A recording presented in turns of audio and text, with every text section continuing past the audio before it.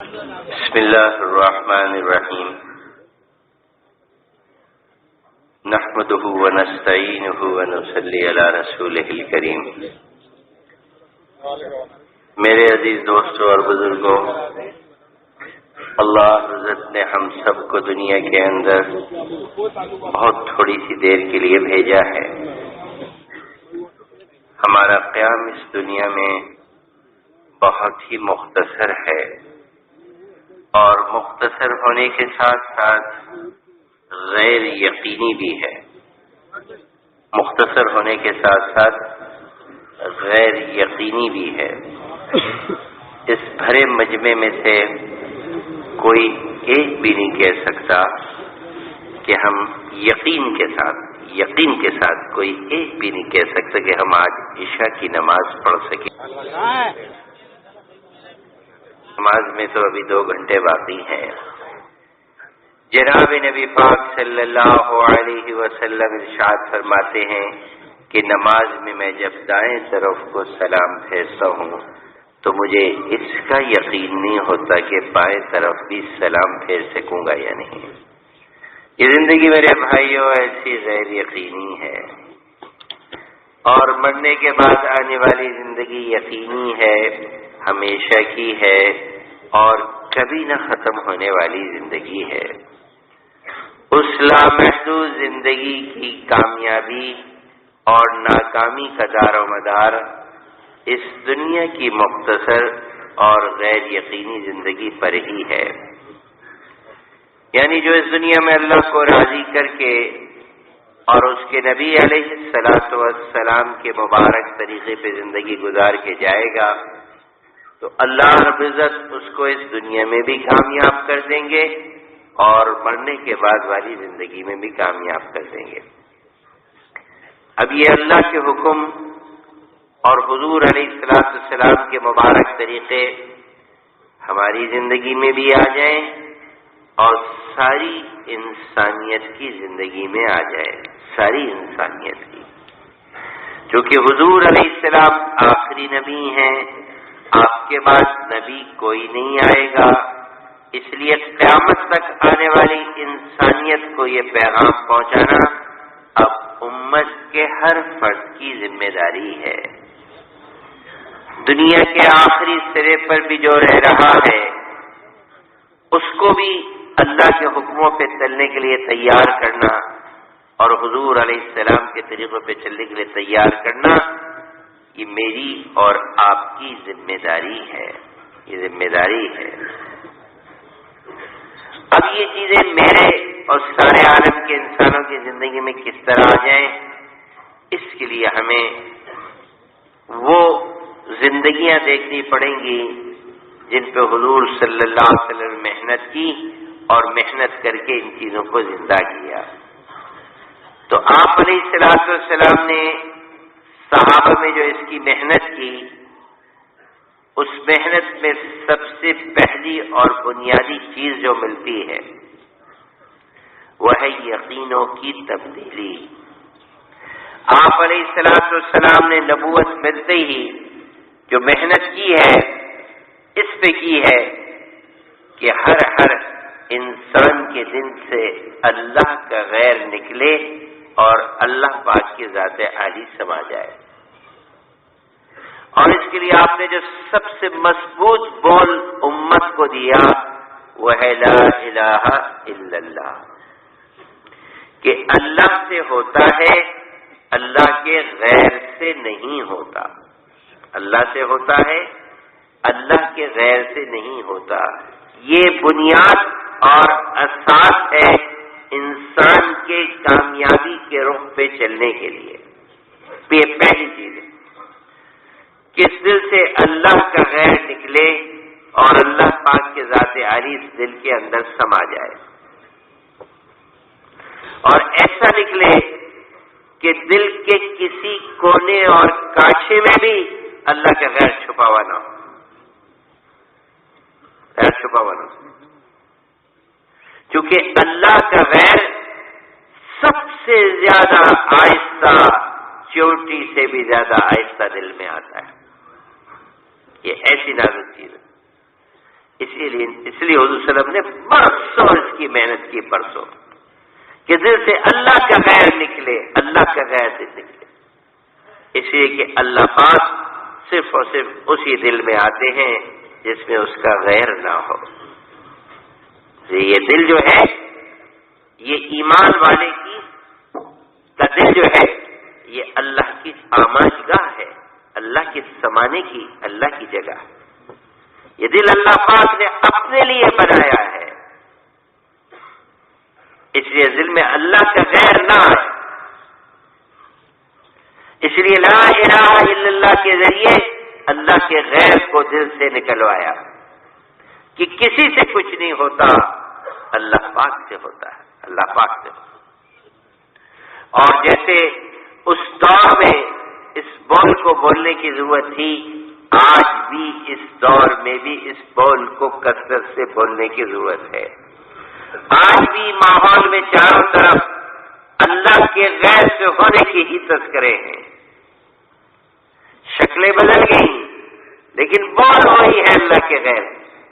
اس دور میں بھی اگر کوئی اللہ کے غیر سے نہ ہونے کو نہ کہے نا بار بار، تو اللہ کے غیر دل میں آ جائے گا۔ چیزوں سے ہوتا ہے، اسباب سے ہوتا ہے، عہدے اور منصب سے ہوتا ہے، یہ سب اس دل سے نکالنا ہے کہ نہیں اللہ کرتے، اللہ کرتے۔ رزاق اللہ حضرت کے ذات عالی ہے، رزق اللہ پاک دیتے، اللہ پاک رزق دیتے، اور اس دینے میں اللہ پاک کسی کے محتاج نہیں ہے۔ وہ رزاق ہے، وہ انہوں نے اپنے ذمے لیا ہے سب کو رزق دینا، اور ایسے رزاق کہ جب رزق دینے پہ آ جائیں تو وہ موذی جانور جس کے مارنے کا ہمیں حکم ملا اس کو بھی روزی پہنچاتے ہیں، سانپ کو بھی، اس کو بھی پہنچاتے ہیں۔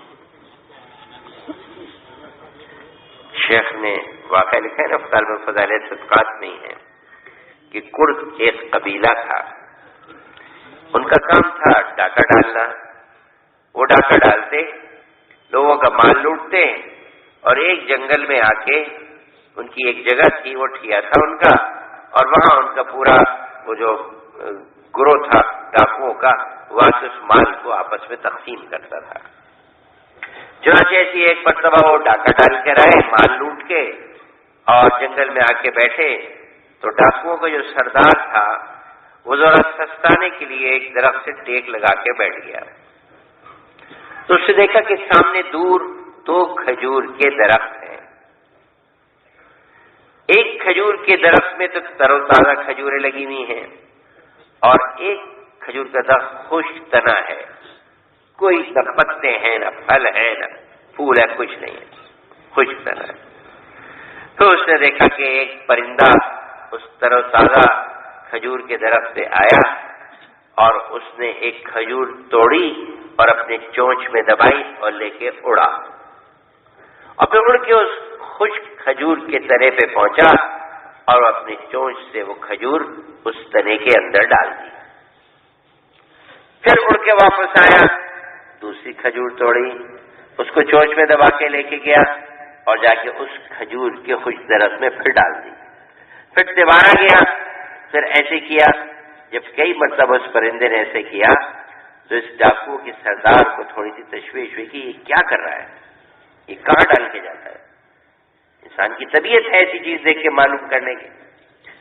تو وہ اس خشک کھجور کے درخت پہ چڑھا، جب اوپر تنے پہ چڑھا تو دیکھا تنا اندر سے کھوکھلا ہے، اور اس کے اندر ایک اندھا سانپ، بڑا سانپ جو ہوتا ہے نا اژدہا، وہ منہ کھولے بیٹھا ہے اور آنکھیں اس کے نہیں، اور یہ پرندہ آتا ہے اور اس کے منہ میں کھجور ڈال کے چلا جاتا ہے۔ یہ نیچے اترا، اس کو بڑی عبرت ہوئی، اس نے کہا یا اللہ، ایک وہ جانور جو موذی ہے جس کے مارنے کا ہمیں حکم ملا، آج وہ اندھا ہو گیا، تو تو نے روزی پہنچانے پہ ایک پرندے کو اس پہ مقرر کر دیا، اور میں اشرف المخلوقات ہو کے لوگوں کا مال لوٹوں؟ تو رزاق ہے، تو مجھے بھی روزی دے گا، اور اس پہ عبرت ہوئی اور توبہ کی اور سارا لوٹا ہوا مال واپس کر دیا۔ تو میرے بھائیوں، وہ رزاق ہے، روزی اس نے اپنے ذمہ رکھی ہے،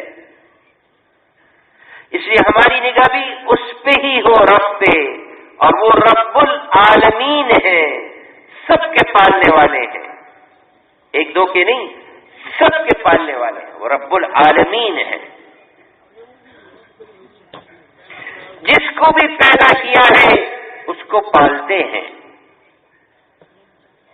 تو مجھے اور آپ کو نہیں پالیں گے، اور پالنے میں وہ کسی سبب کے محتاج نہیں،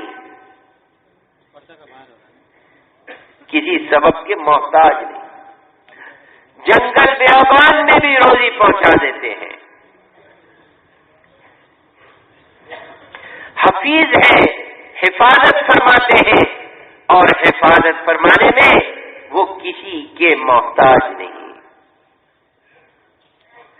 اللہ پاک کو کسی کی حفاظت کے لیے کسی سبب کی ضرورت نہیں، وہ حفیظ ہے، براہ راست حفاظت فرماتے، جس کی حفاظت کا فیصلہ فرما لے، اور جس کی حفاظت کا فیصلہ اٹھا لے تو سینکڑوں محافظوں کے کی موجودگی میں بھی اس کو اٹھا لیتے، محافظوں کے موجودگی میں بھی اٹھا لیتے، جس کی حفاظت کا فیصلہ، اور ایسے حفیظ ہیں کہ حفاظت ایسی چیزوں سے بھی کرا دیتے ہیں جو نقصان کا ذریعہ بنتی ہے،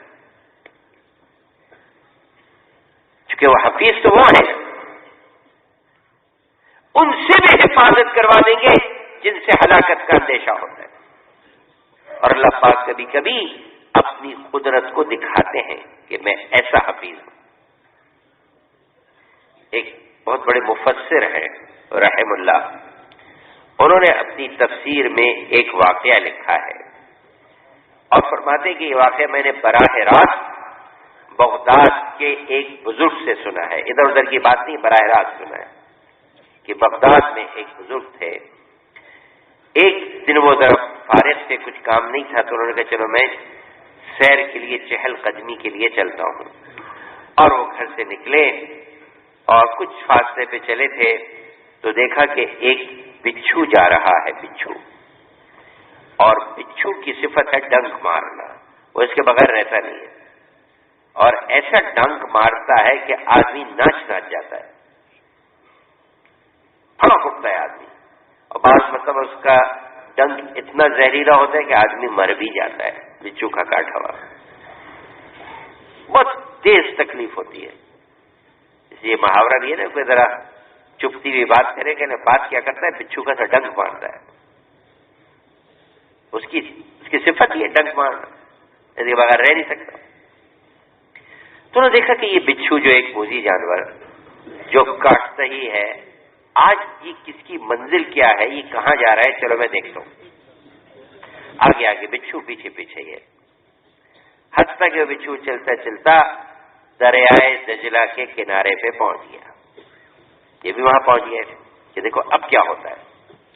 تو دیکھا کہ سامنے پانی میں سے ایک کچھوا بہتا ہوا آ رہا ہے، تیرتا ہوا کچھوا آ رہا ہے، اور اس کنارے پہ آیا جہاں بچھو تھا۔ جب یہ کنارے پہ آیا تو اس بچھو نے خشکی سے چھلانگ ماری اور اس کچھوے کی پیٹھ پہ سوار ہو گیا، گویا کہ جیسے اللہ پاک نے اس کے لیے دریا پار کرنے کے لیے کسی کشتی کا بندوبست کیا، اور یہ کچھوا اس کو لے کے، پانی کا جانور ہے، اس کو لے کے مڑا دجلہ کے دوسرے کنارے کی طرف، گویا کہ اس کو دریا پار کرا رہا ہے۔ اب ان کو تو اور زیادہ تجسس ہوا کہ یہ کیا ماجرا ہے، یہ کہاں جا رہا ہے، اس کی منزل کیا ہے۔ تو نے کنارے پہ جو کشتیاں کھڑی ہوتی ہیں، ایک کشتی کرائے پہ لی اور کہا مجھے بھائی دجلہ کے اس کنارے پہنچا دو، کشتی والوں کا کام ہی یہ ہوتا ہے۔ چنانچہ آگے آگے وہ کچھوا جس کی پیٹھ پہ بچھو اور پیچھے پیچھے ان بزرگ کی کشتی، حتیٰ کہ دجلہ کا اگلا کنارہ آ گیا۔ جب کنارہ آیا تو اس بچھو نے چھلانگ ماری اور خشکی پہ کود گیا، کچھوا اپنے واپس چلا گیا۔ انہوں نے بھی کشتی والے کو پیسے دیے کرائے کے، فارغ کیا اور اس کے پیچھے پیچھے چلے کہ دیکھو کہاں جاتا ہے یہ. دیکھا کہ دور ایک درخت کے نیچے ایک کوئی مسافر سو رہا ہے. اب ان کو خیال ہوا کہ دفعہ اس کچھوے کی بچھو کی صفت ہے ڈنک مارنا، ایسا نہ ہوئے کہ سوئے ہوئے شخص پہ جا کے ڈنک مارے. تو یہ لپک کے آگے بڑھے کہ میں اس کو روکوں. قریب پہنچے تو دیکھا کہ اس سوئے ہوئے شخص کے سرانے ایک سانپ پھنا رہا ہے. سانپ پھنا رہا ہے کہ عنقریب جیسے اس کو ڈس لے. تو یہ بچھو چھلانگ مار کے اس سانپ کی پیٹھ پہ سوار ہوا اور ایسا ڈنک مارا کہ سانپ تڑپا اور پلٹا، اور پلٹ کے تڑپ کے وہیں مر گیا. اور بچھو جو ہے اس کے بعد آگے چلا. اس دوران میں سوئے ہوئے شخص کی آنکھ کھل گئی. اب جب آدمی ہڑبڑا کے بعض دفعہ اٹھتا ہے نا تو آدمی کو قریب کی چیز تو نظر نہیں آتی، دور کی نظر آتی ہے. گھبرایا وہ نگاہ دور جاتی ہے تو دیکھیں ایک بچھو جا رہا ہے. تو ہر آدمی موذی جانور کو مارتا ہے. تو انہوں نے ایک پتھر اٹھا رہا ہے اس کو مارنے کے لیے. تین بزرگ پیچھے جا کے اس کا ہاتھ پکڑ لیا. ارے بھائی تم یہ کیا کرتے ہو؟ یہ تو تمہارا محسن ہے، اس نے تم پہ احسان کیا ہے، اور دیکھو یہ سامنے یہ تمہیں ہلاک کر رہا تھا. اور پھر پورا واقعہ سنایا کہ اللہ پاک نے تمہاری حفاظت کے لیے کہاں سے اس بچھو کو بھیجا اور کس طرح اس نے دریا پار کیا، اور عنقریب کے سانپ تمہیں ڈسنے والا تھا، اس نے اس کو مارا جو تمہارا محسن ہے.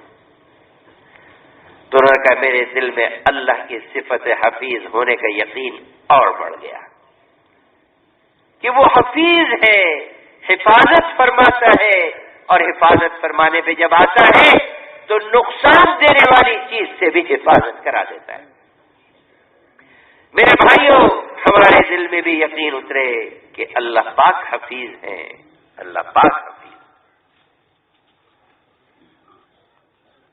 وہ معز ہیں، عزت دینے والے ہیں، اور عزت دینے میں وہ کسی ظاہری سبب کے محتاج نہیں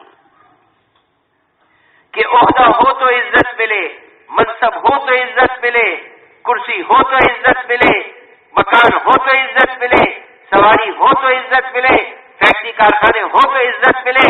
اللہ پاک اس کے محتاج نہیں ہے. جس کو عزت دینے پہ آتے ہیں تو جھوپڑے میں بیٹھا کے پھٹے کپڑوں میں عزت دیتے ہیں. یہ اہل اللہ کے پاس کیا ہوتا ہے؟ یہ اللہ کے پاس کیا ہوتا ہے؟ کچے ان کے مکانات، کچے ان کے مکانات،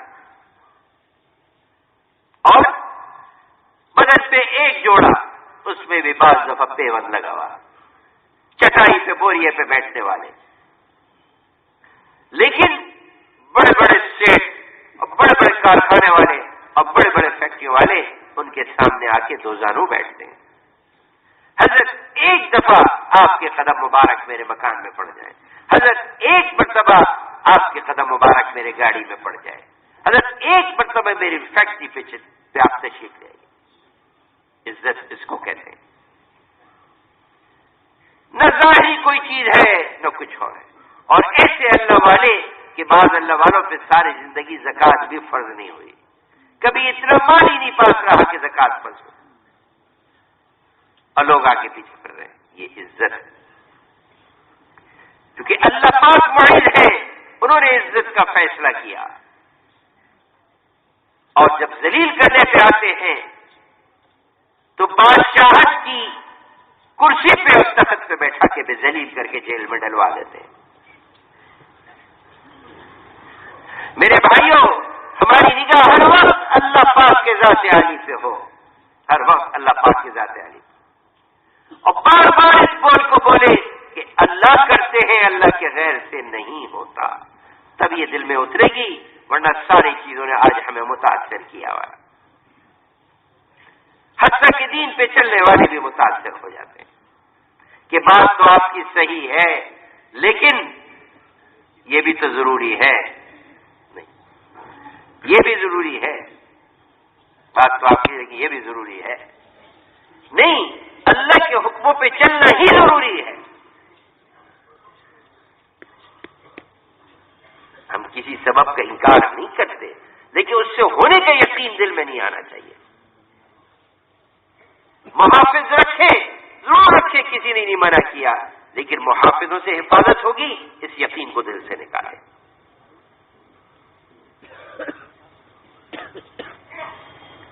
کارخانے میں رکھیں، فیکٹری میں رکھیں، کاروبار بھی کریں، کوئی منع نہیں ہے، لیکن اس سے میری ضرورتیں پوری ہوں گے، اس یقین کو دل سے نکالیں،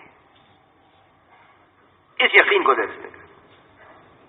ایک پرندہ صبح اپنے گھونسلے سے نکلتا ہے، خالی پیٹ ہوتا ہے، خالی پیٹ ہوتا ہے، نہ اس کی دکان ہے، نہ اس کا کارخانہ ہے، نہ اس کی فیکٹری ہے، نہ اس کی کوئی ملازمت ہے۔ جب شام کو آتا ہے تو اس کا پپوٹا دانے سے بھرا ہوا ہوتا ہے۔ کس نے کھلایا اس کو؟ اللہ نے کھلایا۔ کس نے کھلایا؟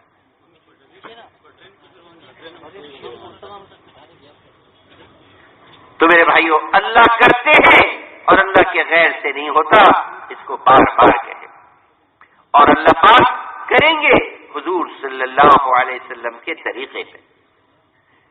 ہمیں جو کچھ ملے گا وہ حضور صلی اللہ علیہ وسلم کی اتباع سے ملے گا، اس لیے ہر عمل میں ہمارے اتباع حضور صلی اللہ علیہ وسلم کی ہو، ہر عمل میں، عبادات میں بھی اتباع حضور صلی اللہ علیہ وسلم کی، معاملات میں بھی حضور علیہ السلام کی، معاشرت میں بھی اور اخلاق میں، ہر چیز میں اتباع حضور علیہ السلام کی۔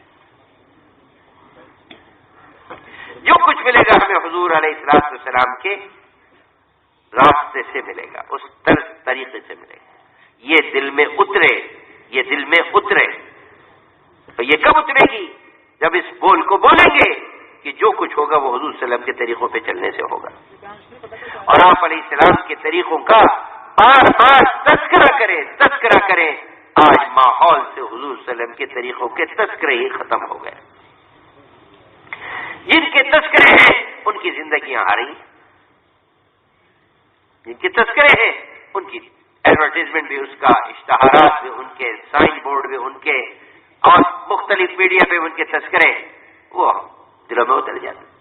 اگر ہم ہر جگہ، ہر ماحول میں، ہر فضا میں یہ کہیں گے کہ اللہ پاک ہمیں حضور صلی اللہ علیہ وسلم کے راستے سے، طریقے سے دیں گے، تو انشاءاللہ یہ بھی پھیلے گا، یہ بھی پھیلے گا۔ صحابہ نے اس کے تذکرے کیے، صحابہ کے دل میں اترا ہوا تھا کہ عزت ملے گی تو حضور صلی اللہ علیہ وسلم کی اتباع پہ، ترقی ملے گی حضور صلی اللہ علیہ وسلم کے اتباع پہ، کامیابی ملے گی حضور صلی اللہ علیہ وسلم کے اتباع پہ۔ چنانچہ وہ نہ کسی سے متاثر ہوتے، نہ کسی سے معروف ہوتے، نہ کسی سے ڈرتے، کہ ان کے پاس حضور صلی اللہ علیہ وسلم مبارک طریقہ موجود تھا۔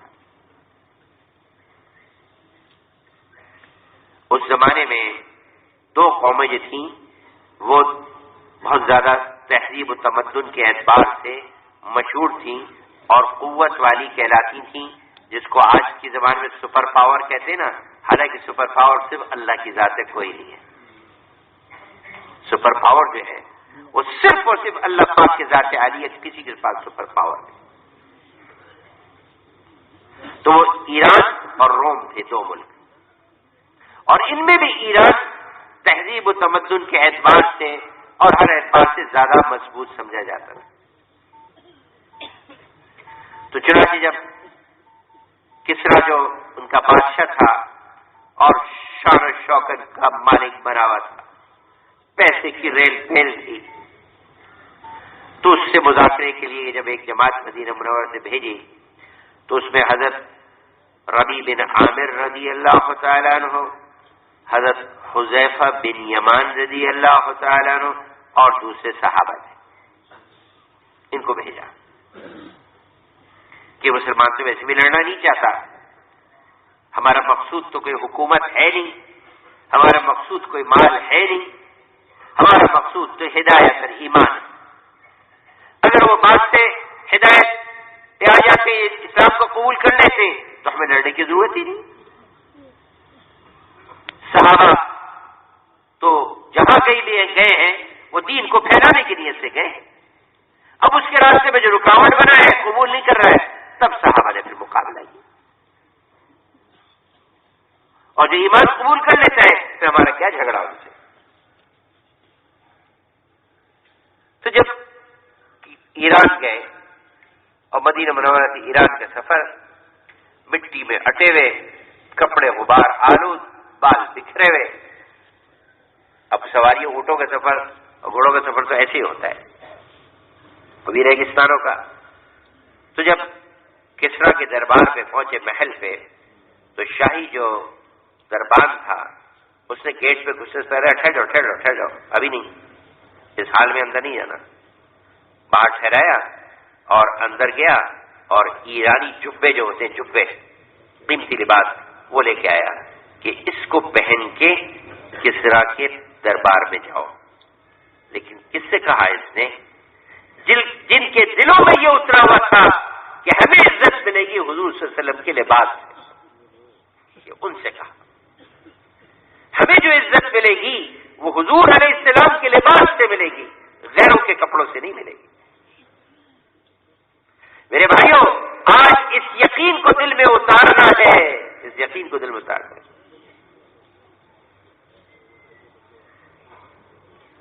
تو حضرت ربیع بن عامر الزنو جو عاشق رسول، انہوں نے کہا کہ اگر کسریٰ سے ملنے کے لیے ہمیں اپنا لباس چھوڑ کے تمہارا لباس پہننا پڑے گا تو ہمیں کسریٰ سے ملنے کی کوئی ضرورت نہیں اور ہم واپس جاتے. نہیں ٹھہر جاؤ واپس نہ جاؤ. وہ اندر گیا تو ربیع بن عامر الزنو کی تلوار جس کا دستہ ٹوٹ گیا تھا اس کو دھجیوں سے اور کترنوں سے، کپڑے کی دھجیاں ہوتی ہیں پھاڑ کے اس کو باندھ کے ٹھیک کر رہے تھے. تو جو دربان کھڑا ہوا تھا گیٹ پہ اس نے کہا کہ ذرا اپنی تلوار دکھاؤ گے کیسی ہے؟ انہوں نے کہا دیکھ لو. تلوار دی تو تلوار اس نے ٹوٹا ہوا دستہ دیکھ کے حقارت سے ذلت کے ساتھ کہا اچھا اس ٹوٹی ہوئی تلوار سے ایران کو فتح کرنا چاہتے ہو؟ تو ربیع بن عامر نے کہا کہ ابھی تم نے تلوار دیکھی ہے، تلوار چلانے والا بازو نہیں دیکھا.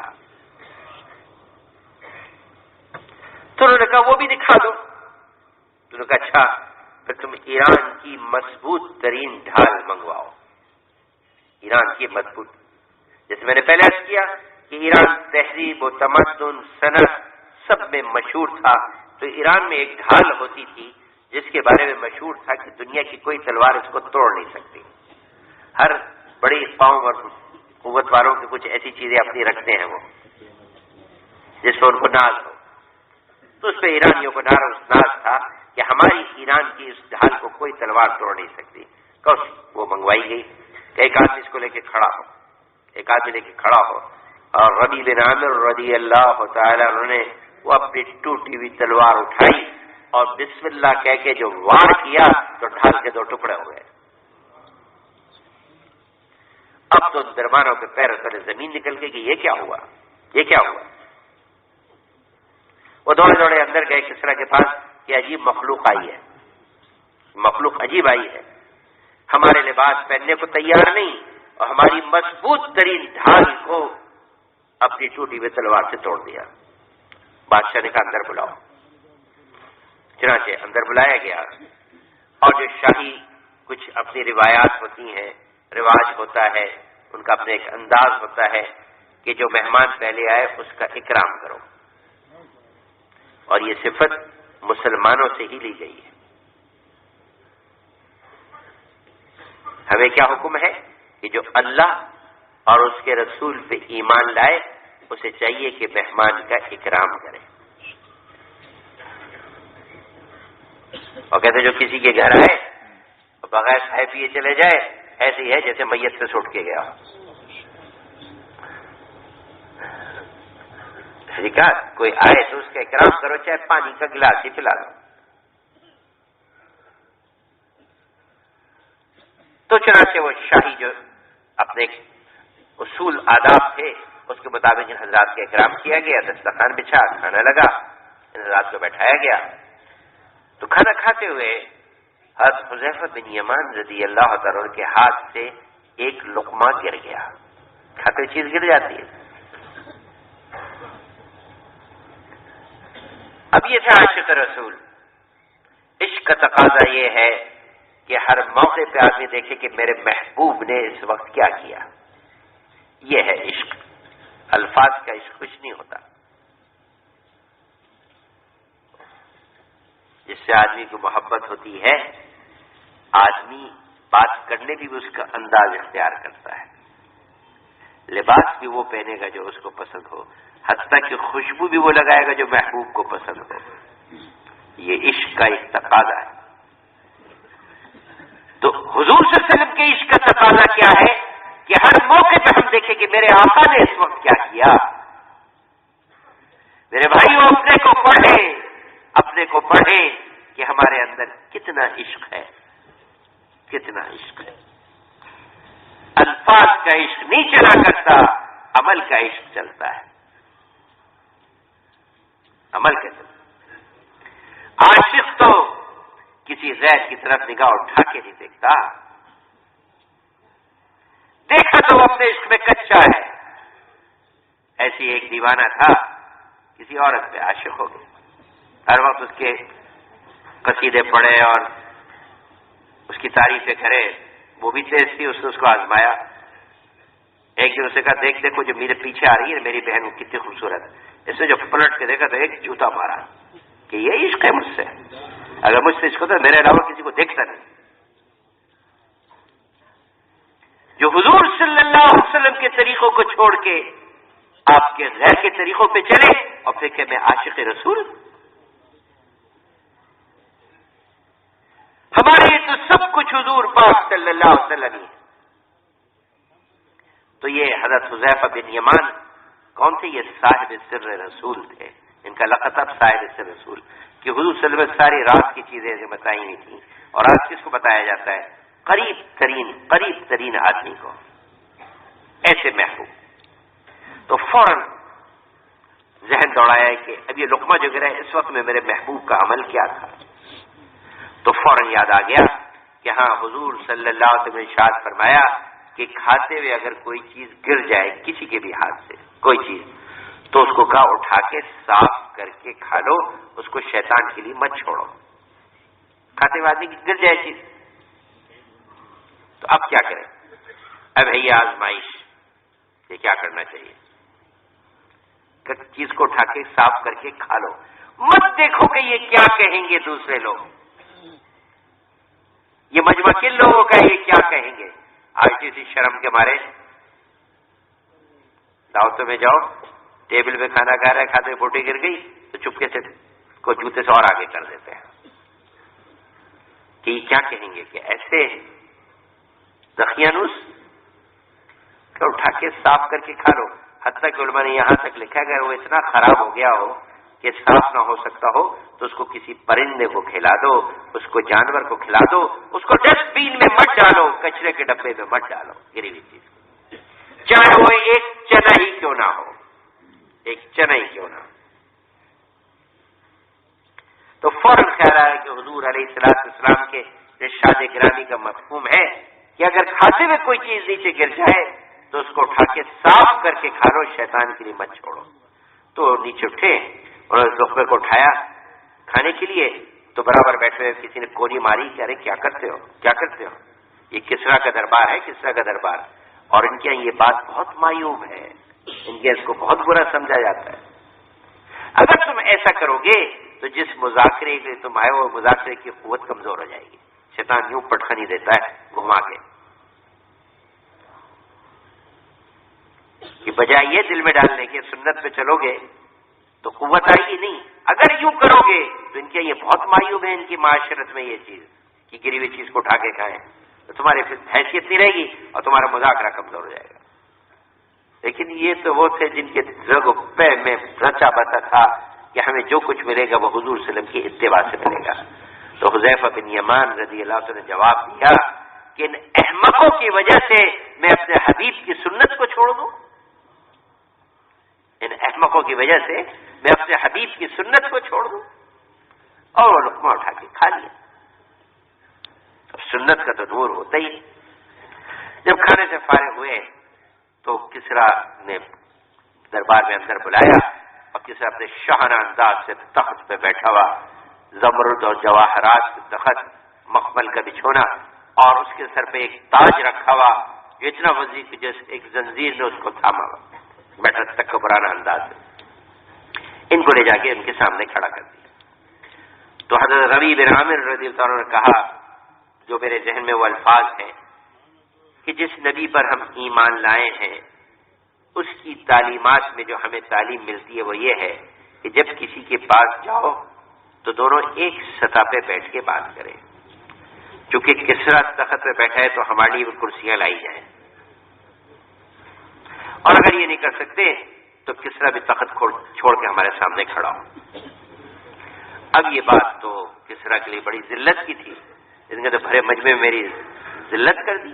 اس نے غصے میں آ کے کہا کہ ان کو مٹی کے ٹوکرے منگاؤ اور ان کے سروں پہ رکھ کے ان کو نکالو دربار سے. ایرانی تہذیب میں جب کسی کو رسوا کرنا ہو تو سر پہ خاک ڈالی جاتی ہے. ان کی تہذیب میں جب کسی کو ذلیل کرنا ہو تو سر پہ خاک ڈالی جاتی ہے. تو چنانچہ وہ مٹی کے ٹوکرے منگائے اور ان کے سروں پہ رکھے کہا چلے جاؤ. اب یہ نکلے وہاں سے دربار سے، اور نکلتے ہوئے پیچھے مڑ کے ربیع بن عامر نے کہا رضی اللہ عنہ کہ سوچ لو، تم نے ایران کی مٹی اپنے ہاتھوں سے ہمارے سپرد کر دی، سوچ لو. اب ایرانی تو ویسی ہی توہم پرست مشہور ہے. اس نے کسی کو ہو یہ کیا بدشگنی ہوئی، یہ کیا بدشگنی ہوئی، یہ کیا کیا ہم نے اپنی مٹی اپنے ہاتھوں سے دے دی ان کو، ارے بلاؤ ان کو واپس بلاؤ. لیکن ایک ہاتھ آنے والے سے یہ جا ہو جا. اور اللہ عزت نے دکھایا کہ ٹوٹی ہوئی تلوار سے جو ایران فتح ہوا، اور یہ بشارت دی گئی کہ آج کا جو کسرا ہلاک ہوا ہے تو اب قیامت تک کوئی کسرا نہیں پیدا ہوگا. تو میرے بھائیو یہ یقین دل میں اترے کہ ہمیں جو کچھ ملے گا وہ حضور صلی اللہ علیہ وسلم کی اتباع سے ملے گا، اتباع سے ملے گا. اور یہ اتباع آپ کا ہر عمل میں ہو، ہر عمل میں، عبادات میں بھی آپ کا اتباع. کہ میری نماز حضور صلی اللہ علیہ وسلم کی نماز سے شباہت کھا جائے، شباہت کھا جائے. میرے محبوب کی نماز کیسی ہوتی تھی، اللہ اکبر، کیسی نماز پڑھتے کہ آپ کے پاؤں مبارک پہ ورم آ جاتا، پاؤں مبارک پہ ورم آ جاتا. کبھی تو ہمیں بھی یہ شباہت نصیب ہو جائے، کوئی رات ہماری بھی ایسی گزرے کہ کھڑے کھڑے نماز میں ہمارے پاؤں پہ بھی ورم آئے. زندگی میں کوئی ایک دفعہ تو ایسا ہو جائے. وہ کیا نماز ہوگی جس نماز میں غیر کا خیال ہی نہیں آتا. ایک سورت پڑھی، اس کو ختم کیا تو دوسری شروع کر دی، اس کو پورا ختم کی تو تیسرے کو شروع کر دی، 4 ساڑھے 4 پارے ایک ایک رات کو پڑھ لی. کہیں ایک آیت کو پڑھتے پڑھتے ساری رات گزار دی، ساری رات گزار دی.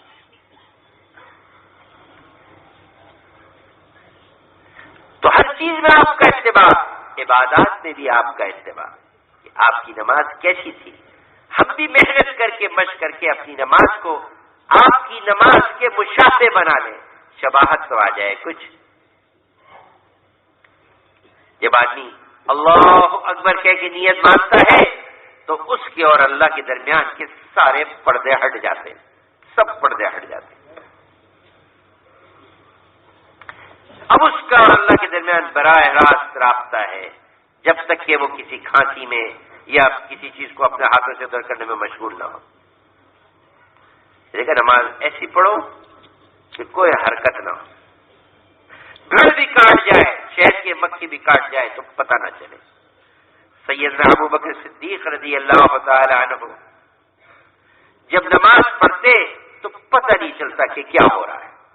ایسی نماز پڑھو، پتہ نہیں چلتا کہ کیا ہو رہا ہے.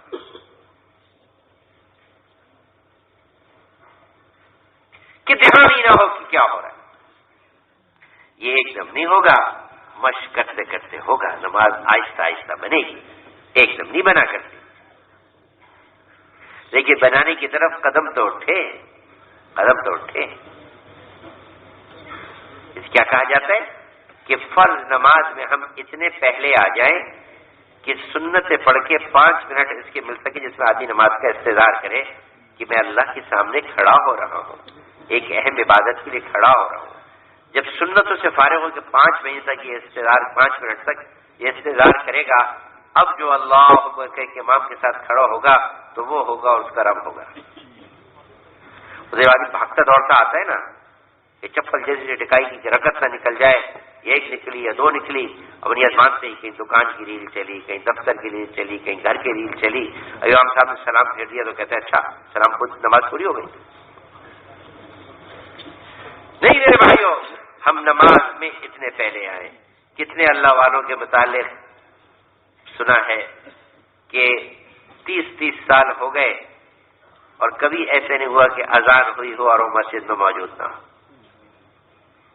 اذان ہوئی ہو اور وہ مسجد میں موجود نہ ہو. ایسی نماز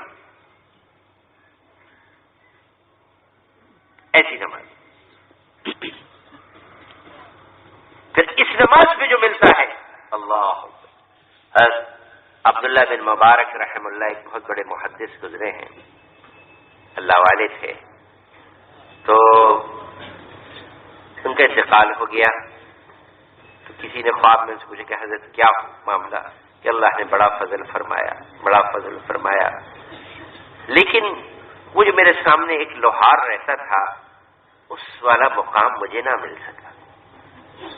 تو جس نے خواب دیکھا تو اس کو بڑی کہ کیا ایسی بات تھی. تو اس صبح پہنچے اس لوہار کے گھر. اس کے گھر والوں سے پوچھا کہ کیا ایسا عمل تھا؟ کہ ایک تو یہ تھا کہ یہ رات کو جب اٹھتا تو عبداللہ بن مبارک رحم اللہ کا مکان بھی سامنے ہی تھا. اور پہلے جو صاحب حیثیت بھی ہوتے تھے وہ مخلوط آبادیوں میں ہی رہتے تھے. سبھی آبادیوں، غریب بھی امیر بھی سب. چنانچہ عبداللہ بن مبارک رحم اللہ یہ فرمایا کرتے تھے کہ پہلے میں مالداروں کی بستی میں رہتا تھا تو ہر وقت پریشان رہتا تھا کہ جب دوسرے کے مکان کو اپنے سے اچھا دیکھتا تو پریشان ہو جاتا، دوسرے کی سواری کو اپنے سے اچھا دیکھتا تو پریشان ہو جاتا، اور دوسرے کے لباس کو اپنے سے تو پریشان ہو جاتا. تو پھر میں نے اس کو چھوڑ کے غریبوں کی آبادی میں مکان لے لیا. کہنے وہ میری زندگی کے سب سے اچھے دن تھے کہ جب اپنے لباس کو اور اچھوں سے دیکھتا تو اطمینان اور شکر کی کیفیت پیدا ہوتی، جب اپنے مکان کو دیکھتا تو شکر کی کیفیت پیدا ہوتی، سواری کی شکر کی کیفیت، کہ میرے زندگی کے سب سے خوشی کے ایام تھے. تو اس سامنے والے مکان میں حضرت مبارک بھی رہتے تھے اس لوہار. تو اس کی بیوی نے کہا کہ یہ رات کو جب اٹھتا اور عبداللہ بن مبارک کے تہجد کی نماز چھت پہ بہت آرام سے پڑھتے دیکھتا تو بس رش کرتا کہ اگر میرے پاس بھی فرصت ہوتی اور میں بھی سستا آیا ہوا ہوتا تو میں بھی ایسی لمبی نماز پڑھتا، لیکن چونکہ سارا دن مزدوری کرنی پڑتی تھی تو ایسی لمبی نماز نہیں پڑھ سکتا، تو یہ رش کرتا تھا. اور دوسری بات یہ تھی کہ اس کی نماز کا یہ حال تھا کہ یہ لوہے کو آگ پہ تپاتا، جیسے لوہار تپاتے ہیں بھٹی پہ، اور جب لوہا انگارے کی طرح سرخ ہو جاتا تو پھر اس پہ زور سے ضرب ہتھوڑے سے مارتے ہیں لوہار. جتنی جلدی ضرب مارو اتنی جلدی لوہا شکل بدلتا ہے، اگر لوہا ٹھنڈا ہو جائے تو پھر نہیں ہوتا، تو فوراً ضرب لگانی پڑتی ہے. تو کہتے ہیں انگارے کی طرح لوہے کو تپا کے جو باہر نکال کے ضرب لگانے کا ہتھوڑا اٹھاتا کندھے پہ اور کان میں آواز آتی اللہ اکبر مؤذن کی، تو پھر ہتھوڑے کو نیچے نہیں لاتا تھا، پیچھے پھینک دیتا تھا. کہ اگر ایک ہتھوڑا بھی اذان کے بعد اس پہ لگایا تو یہ اہتمام نماز پہ زد ہے. یہ مجھے اور آپ کو سکھایا جا رہا ہے کہ جب اذان ہو جائے اب نہیں لگنا دکان میں، اب نہیں بیٹھنا دفتر میں، اب نہیں بیٹھنا گھر میں، اب مسجد کی طرف.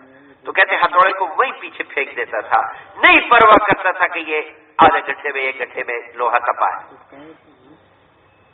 اور مسجد چلا جاتا ہے. اللہ پاک نے اس کو وہ مقام دیا.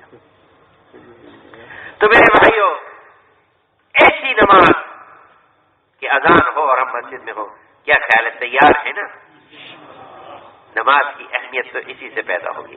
ہمارے حضرت جی مولانا انعام الحسن صاحب رحم اللہ فرماتے تھے کہ مسجد میں اتنے پہلے آ جاؤ کہ سنت پڑھ کے 5 منٹ ملیں جس میں آدھی نماز کا انتظار کریں، دھیان والی بات، اور سنتوں کا اہتمام کریں. چاہے وہ مؤکدہ ہو یا غیر مؤکدہ ہو. یہ سمجھ کے چھوڑ دینا کہ اثر کی سنت تو غیر مؤکدہ ہے، یہ نماز کی اہمیت کو کم کرے گا. عشاء کی سنت غیر مؤکدہ ہے، یہ نماز کی اہمیت کو کم کرے گا.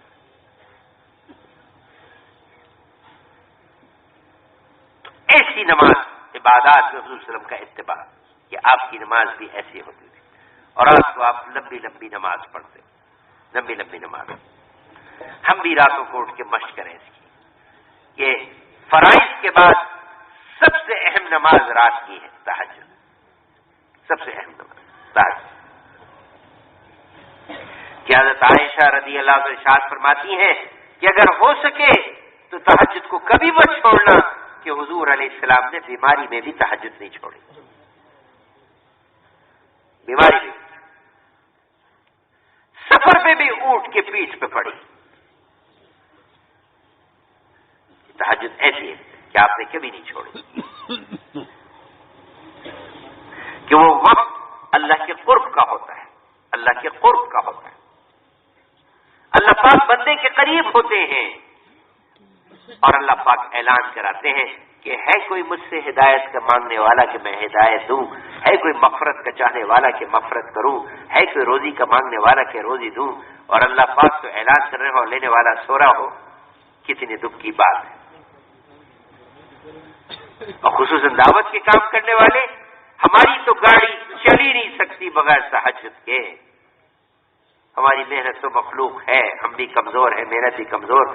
اس محنت پہ جان پڑے گی راتوں کے آنسوں سے. ایک حدیث پاک میں آتا ہے جس کا مفہوم ہے کہ جنت میں ایک درخت ہے جس کے اوپر کے حصے سے لباس نکلتا ہے، لباس، پوشاک، قیمتی لباس، اور اس کے تنے میں سے گھوڑا نکلتا ہے. وہ گھوڑا جو سونے کا بنا ہوا ہے اور اس کے پر ہے، پر گھوڑے کے پر ہے اور اس پہ زمرد کی زین ہے. اور یہ گھوڑا نہ لید کرتا ہے نہ پیشاب کرتا ہے. اور اس کی رفتار اتنی تیز ہے کہ ایک قدم یہاں اگلا قدم وہاں ہوگا جہاں انسان کی نگاہ ہوتی ہے.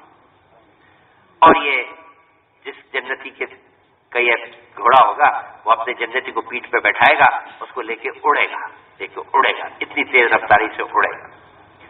اب اس اعزاز اور اکرام کو دیکھ کے اس سے نچلے درجے کے جو جنتی ہوں گے وہ اللہ پاک سے پوچھیں گے کہ اللہ پاک، اس بندے کا کیا عمل ایسا تھا جس پہ تو نے اس کو یہ انعام دیا؟ وہ کون سا عمل تھا جس پہ انعام دیا؟ تو اللہ پاک کہیں گے جب تم سو رہے ہوتے تھے تو یہ نماز پڑھتا تھا، اس عمل پہ یہ ملا ہے، تہجد کی نماز. تو کیا خیال ہے تہجد کے لیے سب تیار ہے نا؟ کب سے؟ آج سے. تو آج سارا مجمع رات کو اٹھا ہوا ہوگا نا. اور اب تو اتنی لمبی راتیں ہیں کہ آدمی سو کے بھی تھک جائے، سو کے بھی تھک جائے. 6 بجنے میں 5 منٹ تک وقت ہے.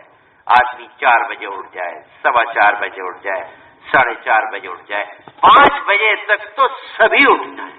آج سب اٹھیں گے نا انشاءاللہ، اور ایک دوسرے کو کہہ کے سوئیں. پھر اللہ پاک سے رو رو کے مانگے ساری انسانیت کے لیے. یہ رات کے آنسو انسانیت کی زندگی کو بدلیں گے. اللہ پاک کو سب سے زیادہ پسند یہ رات کے آنسو ہیں کہ آدمی بلک بلک کے رو رہا ہو انسانیت کے لیے، بلک بلک کے رو. تو نماز میں حضور صلی اللہ علیہ وسلم کی شباہت، تلاوت میں حضور صلی اللہ علیہ وسلم کی شباہت کہ آپ علیہ الصلوۃ والسلام سے کبھی قرآن کی تلاوت نہیں چھوٹی. آپ پہ قرآن نازل ہوا. حیات الصحابہ میں لکھا ہے کہ آپ علیہ الصلوۃ والسلام کا معمول تھا کہ آپ رات کو سارے کاموں سے فارغ ہو کے مسجد میں تشریف لاتے اور جو وفود آئے ہوتے تھے ان کو دین سکھاتے تھے. جو لوگ دین سکھاتے وہ دین سکھاتے، اپنے معمولات سے فارغ ہو کے رات کو مسجد میں تشریف لاتے. ایک رات آپ کو اپنے وقت مقررہ سے آنے میں کچھ تاخیر ہو. مثلا اگر آپ 9 بجے آتے تھے تو 9:30 بجے آئے، مثلا جو وقت ہے اس سے تاخیر سے آئے. تو صحابہ انتظار میں تھے. صحابہ نے پوچھا یا رسول اللہ آج آپ کو آنے میں تاخیر ہو گئی. تو آپ نے ارشاد فرمایا جس کا مفہوم یہ ہے کہ میں نے جو قرآن کی تلاوت کی مقدار مقرر کی ہوئی تھی وہ پوری نہیں ہوئی تھی اور اس پہ میں کسی کام کو ترجیح نہیں دے سکتا تھا. یہ میرے محبوب کا ارشاد ہے. جن پہ قرآن نازل ہوا میرے بھائیوں، کسی امت کے لیے یہ پسندیدہ نہیں کہ اس پہ کوئی دن ایسا گزر جائے کہ اس نے قرآن نہ پڑھا ہو. یہ امتی سے تو نہیں ہو سکتا.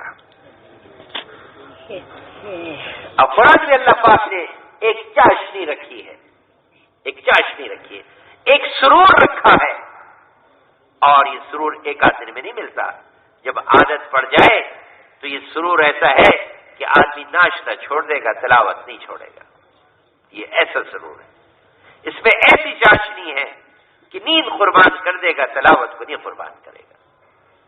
یہ چاشنی کب ملے گی؟ جب آدمی روز پڑھے، نہ منع کرے. تو اس کے لیے بھی تیار ہے نا. تو اگر آج کسی کی تلاوت رہ گئی ہے نا کسی وجہ سے، تو آج ٹھان لے کے رات کا کھانا نہیں کھاؤں گا جب تک تلاوت نہ ہو جائے. سب کر لیں گے نا انشاءاللہ. جو چیز آج ہو جائے وہ تو ہو جاتی ہے، جو رہ جائے وہ رہ جاتی ہے. ایسی حضور صلی اللہ علیہ وسلم کا کہ اتباع میں ذکر کا اہتمام، کہ آپ صلی اللہ علیہ وسلم دن میں کم از کم 100 مرتبہ استغفار کرتے تھے، جو آپ بخشائے تھے. کہیں آتا ہے 70 مرتبہ، کہیں آتا ہے 100 مرتبہ، کہیں آتا ہے بہت زیادہ مرتبہ آپ استغفار کرتے تھے. حضرت ابو ہریرہ رضی اللہ عنہ کے پاس ایک دھاگا تھا جس میں گانٹھیں لگی ہوئی تھی، گرہ لگی ہوئی تھی 1000، اور جب تک ہر گرہ پہ استغفار نہ پڑھ لو اس وقت تک سوتے نہیں تھے. روزانہ 1000 مرتبہ استغفار کرتے تھے. کہ توبہ کے بارے میں کیا آتا ہے؟ کہ اگر تم آسمان اور زمین کے درمیان کی خلا کو بھی گناہوں سے بھر دو، آسمان اور زمین کے درمیان کے خلا کو گناہوں سے بھر دو اور مجھ سے توبہ کرو، تو میں اس سے زیادہ مغفرت لے کے تمہارے استقبال کے لیے آؤں گا. اور ایک جگہ اللہ پاک کہتے ہیں کہ اگر تم جتنے ریگستان میں ریت ہے، صحراؤں میں، ان کے ذروں کے برابر گناہ کر لو، اور جتنے دنیا میں درخت ہیں ان کے پتوں کے برابر گناہ کر لو، اور جتنے دنیا میں دریا اور سمندر ہے اس میں جتنا پانی ہے اس کے قطرے بناؤ اور ہر قطرے کے بقدر گناہ کر لو، اور تم مجھ سے توبہ کرو تو دنیا کی کوئی طاقت مجھے تمہیں معاف کرنے سے نہیں روک سکتی. اتنے گناہ کر لو. اور اللہ پاک کہتے ہیں کہ جو توبہ کرے گا میں اس کو بیٹے دوں گا، باغات دوں گا، پانی دوں گا، نہریں دوں گا، اور اس کے رزق کو کشادہ کروں گا. اور حضور پاک کا ارشاد فرماتے ہیں کہ توبہ کرنے والا ایسا ہے جیسے اس نے گناہ کیا ہی نہیں،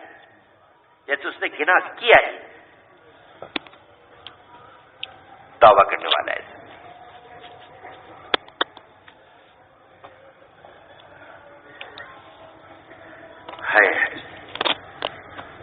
جب آدمی سے گناہ ہوتا ہے تو اللہ سے توبہ کرتا ہے اور روتا ہے، تو اللہ پاک فرشتوں سے کہتے ہیں کہ اس شخص کو کون رلا رہا ہے، کہیں گے اللہ یہ اپنی غلطی پہ نادم ہو کے رو رہا ہے. فرشتے کہیں گے، کہتے ہیں اس کو اس بات کا یقین ہے کہ ہے کوئی معاف کرنے والی ذات؟ کہ اللہ اسی کا یقین ہے تبھی رو رہا ہے، تو اس سے معافی مانگ رہا ہے. تو اللہ پاک ان فرشتوں کو کہتے تم گواہ رہنا میں نے اس کے سب گناہوں کو معاف کر دیا.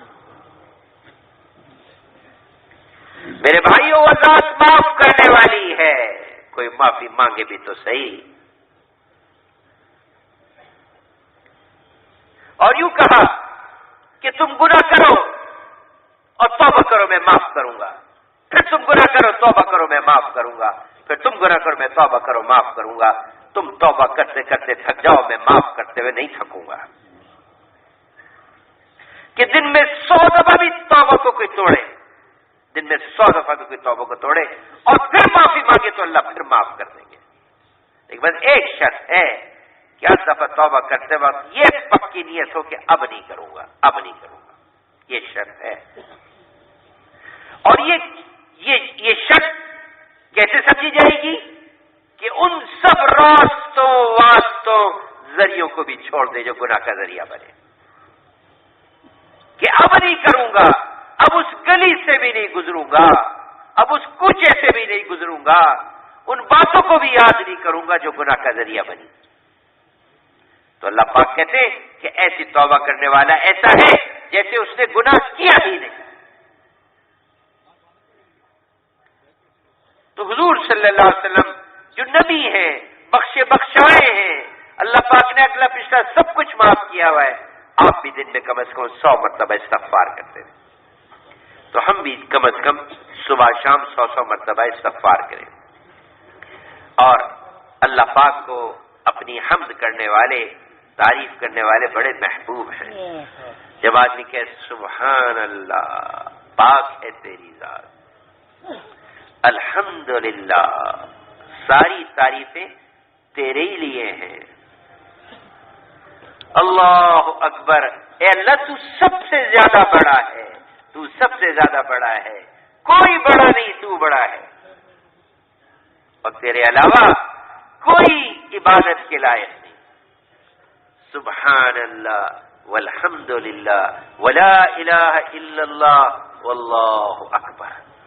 اللہ کی عظمت، اللہ کی بڑائی کہ تیری ذات بے عیب ہے، بے کھوٹ ہے، اور تو سب سے زیادہ بڑا ہے۔ ہم کسی کی طرف نگاہ اٹھا کے نہیں دیکھیں گے، تیری طرف دیکھیں گے۔ اس کیفیت کے ساتھ صبح شام 100 مرتبہ سوئم کلمہ پڑھنا، اور کیسے وقت نکال کے توجہ دھیان یکسوئی سے۔ یہ ذکر کوئی ٹالم ٹولی کی چیز نہیں ہے کہ آفس جاتے جاتے گاڑی میں تسبیح پوری کر لیتا ہوں، فیکٹری جاتے جاتے بس میں تسبیحات پوری کر لیتا ہوں، یہ کوئی ٹالم ٹولی کی چیز نہیں ہے۔ کوئی چلتے چلتے فیکٹری جاتے روزانہ گاڑی میں ناشتہ بھی کرتا ہے، وہ تو بیٹھ کے کر کے جاتے ہیں۔ ایک اللہ کا ذکر ہی بیچارہ ایسا رہ گیا جس کو چلتے چلتے کیا جائے۔ ہاں چلتے چلتے ہر وقت اللہ کا ذکر تو ضرور کرے، لیکن جو متعینہ اذکار ہیں اس کے لیے تو ایک جگہ وقت نکال کے توجہ دھیان سے یکسوئی سے بیٹھ کے، یکسوئی نہ ہوتی ہو تو منہ پہ رومال ڈال لیں کہ میں تم میرا رب ہو، تیسرا کوئی نہ۔ کہ جب آدمی وقت مقرر ذکر کرتا ہے تو جب وہ وقت آتا ہے تو اللہ پاک کو بندے کا انتظار ہوتا ہے، بندے کا انتظار، میرا بندہ میرے پاس آنے والا ہے۔ اور ایک بات میں آتا ہے کہ جب وہ وقت مقرر کر کے اپنے معمولات پورے کرتا ہے تو جب وہ وقت آتا ہے تو اللہ پاک فرشتوں سے کہتے ہیں میرے بندے کے عمل کے آنے کا وقت آ گیا، آسمانوں کے دروازے کھول دو۔ جو وقت مقرر کرے تو ہم سب کر لیں گے نا انشاءاللہ۔ تو جو وقت مقرر کریں گے اس وقت میں کتنا ہی ضروری کام آ جائے اس کو مؤخر کر دیں، اس کو نہ کریں۔ یہ تو اللہ کے ذکر کی اہمیت ہے، وقت مقرر۔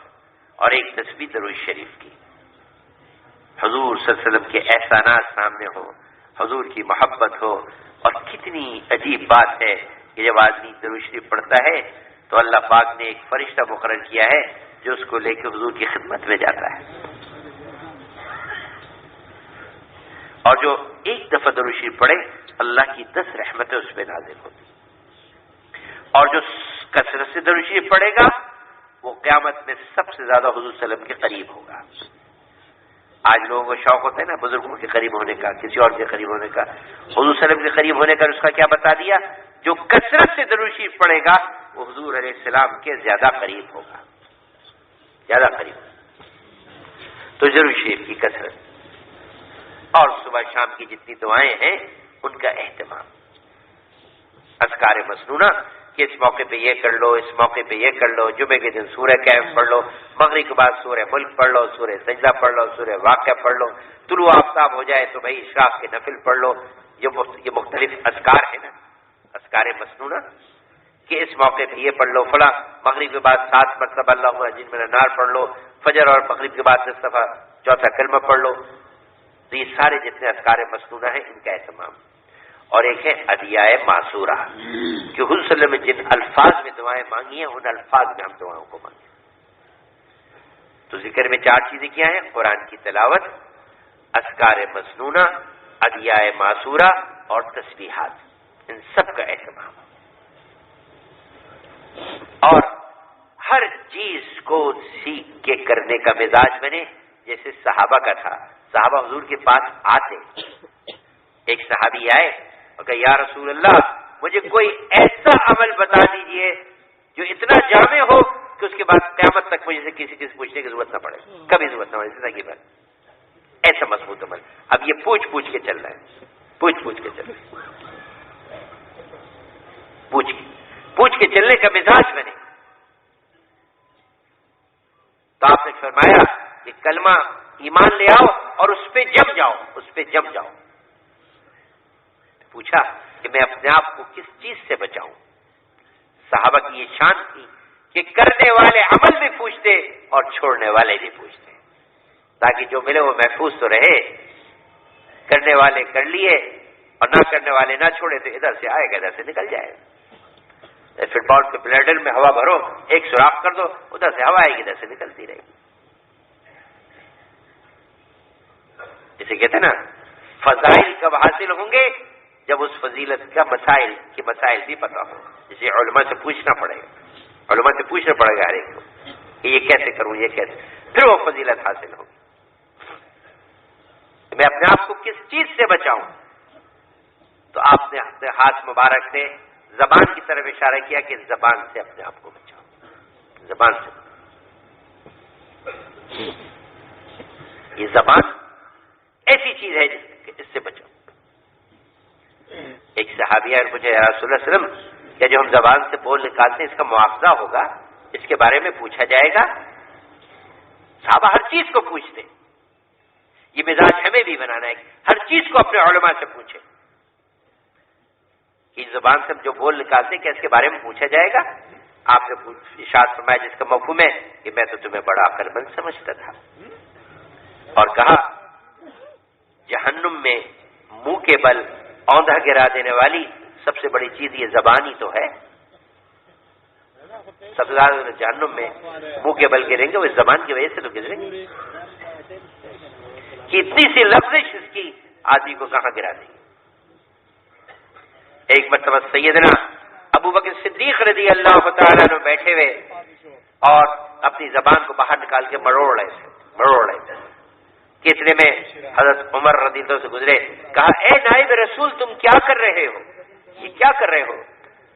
کہ عمر اس زبان کو قابو کر رہا ہوں کہ اس نے مجھے بڑا نقصان پہنچایا ہے. یہ کون کہہ رہا ہے؟ سیدنا ابو بکر صدیق کہ زبان نے مجھے بڑا نقصان پہنچایا ہے، میں اس کو قابو کر رہا ہوں. اور ایک جگہ آتا ہے کہ بعض اوقات حضرت ابو بکر صدیق رضی اللہ عنہ منہ میں کنکر رکھ لیتے کہ غیر ضروری بات کر رہی نہ پڑے، پتھر رکھ لیتے منہ میں کہ غیر ضروری بات ہی نہ کرنا پڑے، کہ ہر بول کے بارے میں پوچھا جائے گا. ایک جگہ آتا ہے کہ جب صبح ہوتی ہے تو روزانہ جسم کے سارے اعضاء جتنے بھی اعضاء ہیں نا، ہاتھ پیر یہ سب اعضاء اس زبان سے کہتے ہیں کہ اری زبان تو ہمارے بارے میں اللہ سے ڈرتی رہی ہو کہ اگر تو ٹھیک رہی تو ہم بھی ٹھیک رہے اور اگر تو ٹیڑھی ہوئی تو ہم بھی بگڑ جائیں گے. سب پرا مانتے اس زبان سے کہ تو سیدھی رہی ہو، تو سیدھی رہی. اس لیے حضور علیہ السلام نے حضرت ابو ذر رضی اللہ تعالیٰ سے فرمایا کہ اے ابو ذر کیا میں تجھے دو خصلتیں نہ بتا دوں، دو خصلتیں نہ بتا دوں جس کو تو اختیار کرے تو سب سے زیادہ کامیاب ہو جائے.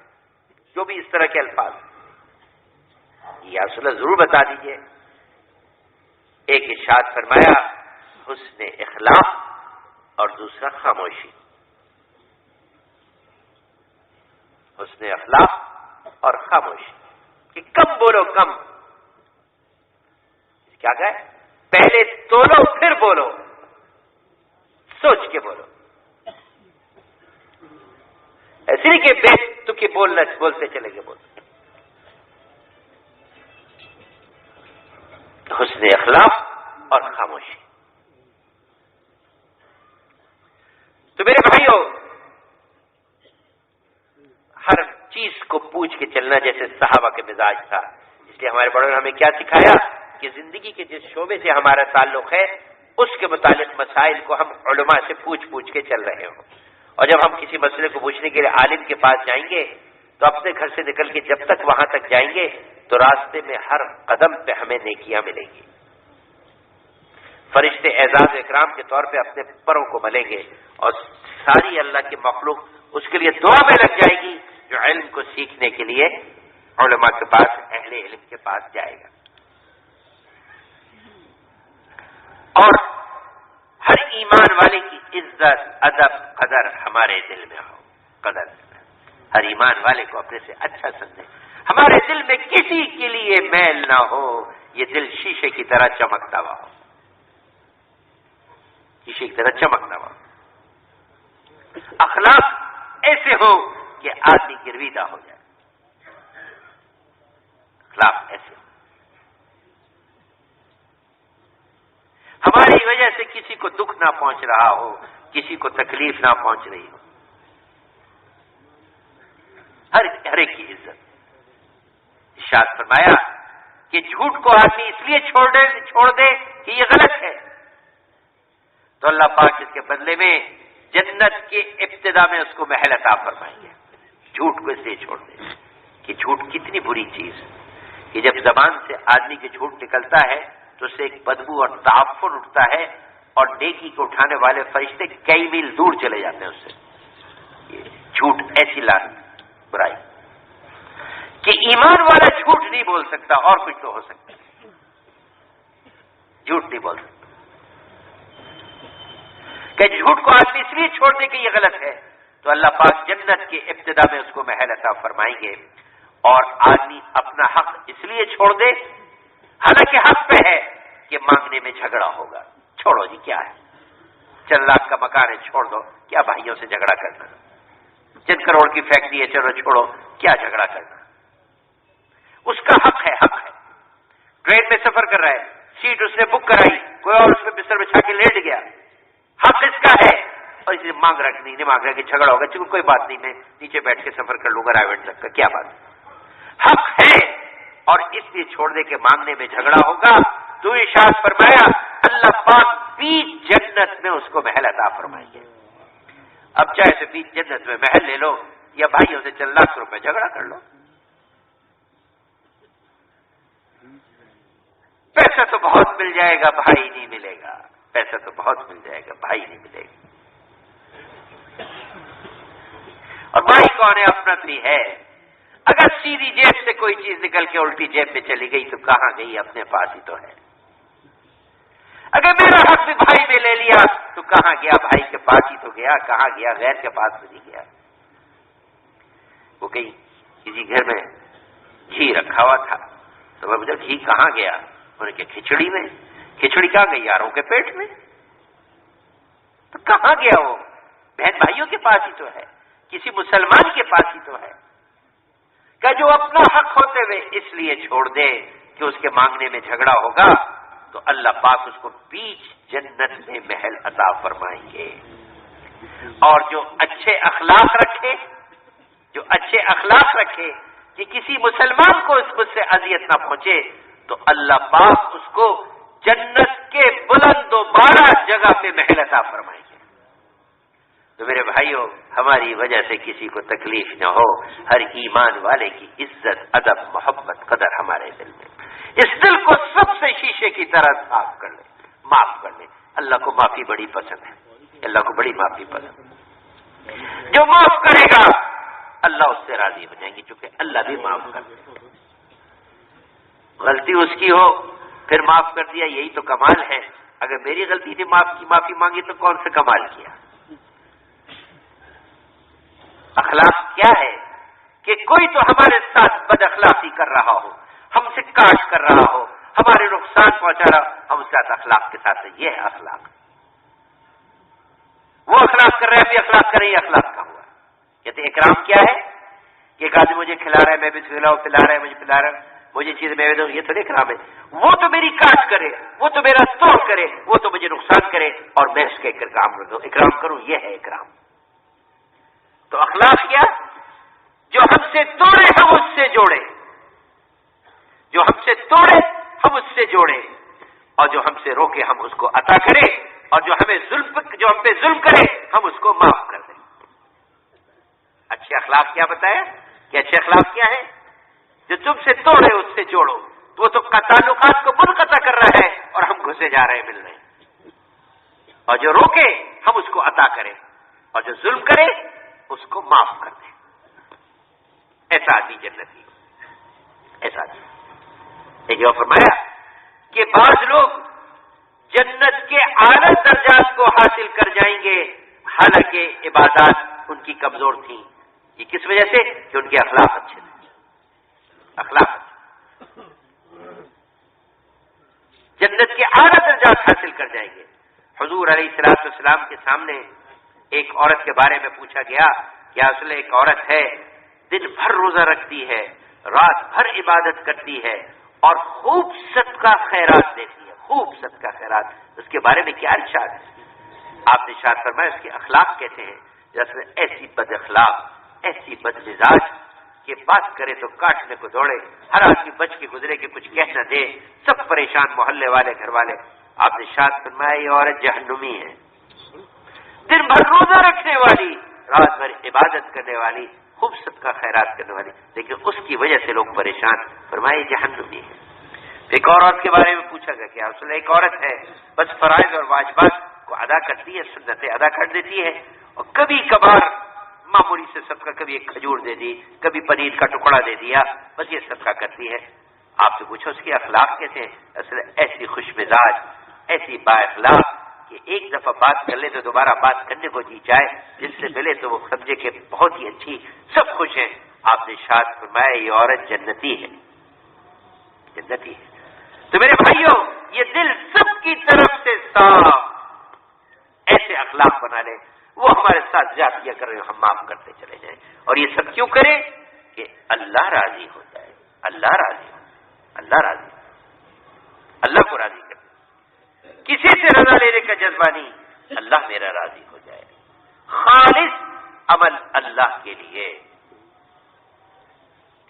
سیدنا ابو بکر صدیق رضی اللہ تعالیٰ عنہ نے اپنے زمانے خلافت میں سارے مستحقین کے کام لوگوں کے ذمہ لگائے ہوئے تھے کہ فلاں ضرورت مند کی فلاں آدمی مدد کرے، فلاں محتاج کی فلاں کرے، سارے ایک رجسٹر بنایا ہوا تھا۔ ایک دن حضرت عمر رضی اللہ عنہ کے ہاتھ میں رجسٹر پڑا تو اس میں سب دیکھا تو سب کے آگے نام لکھے ہیں، فلاں کی خدمت، وہ فلاں کی خدمت۔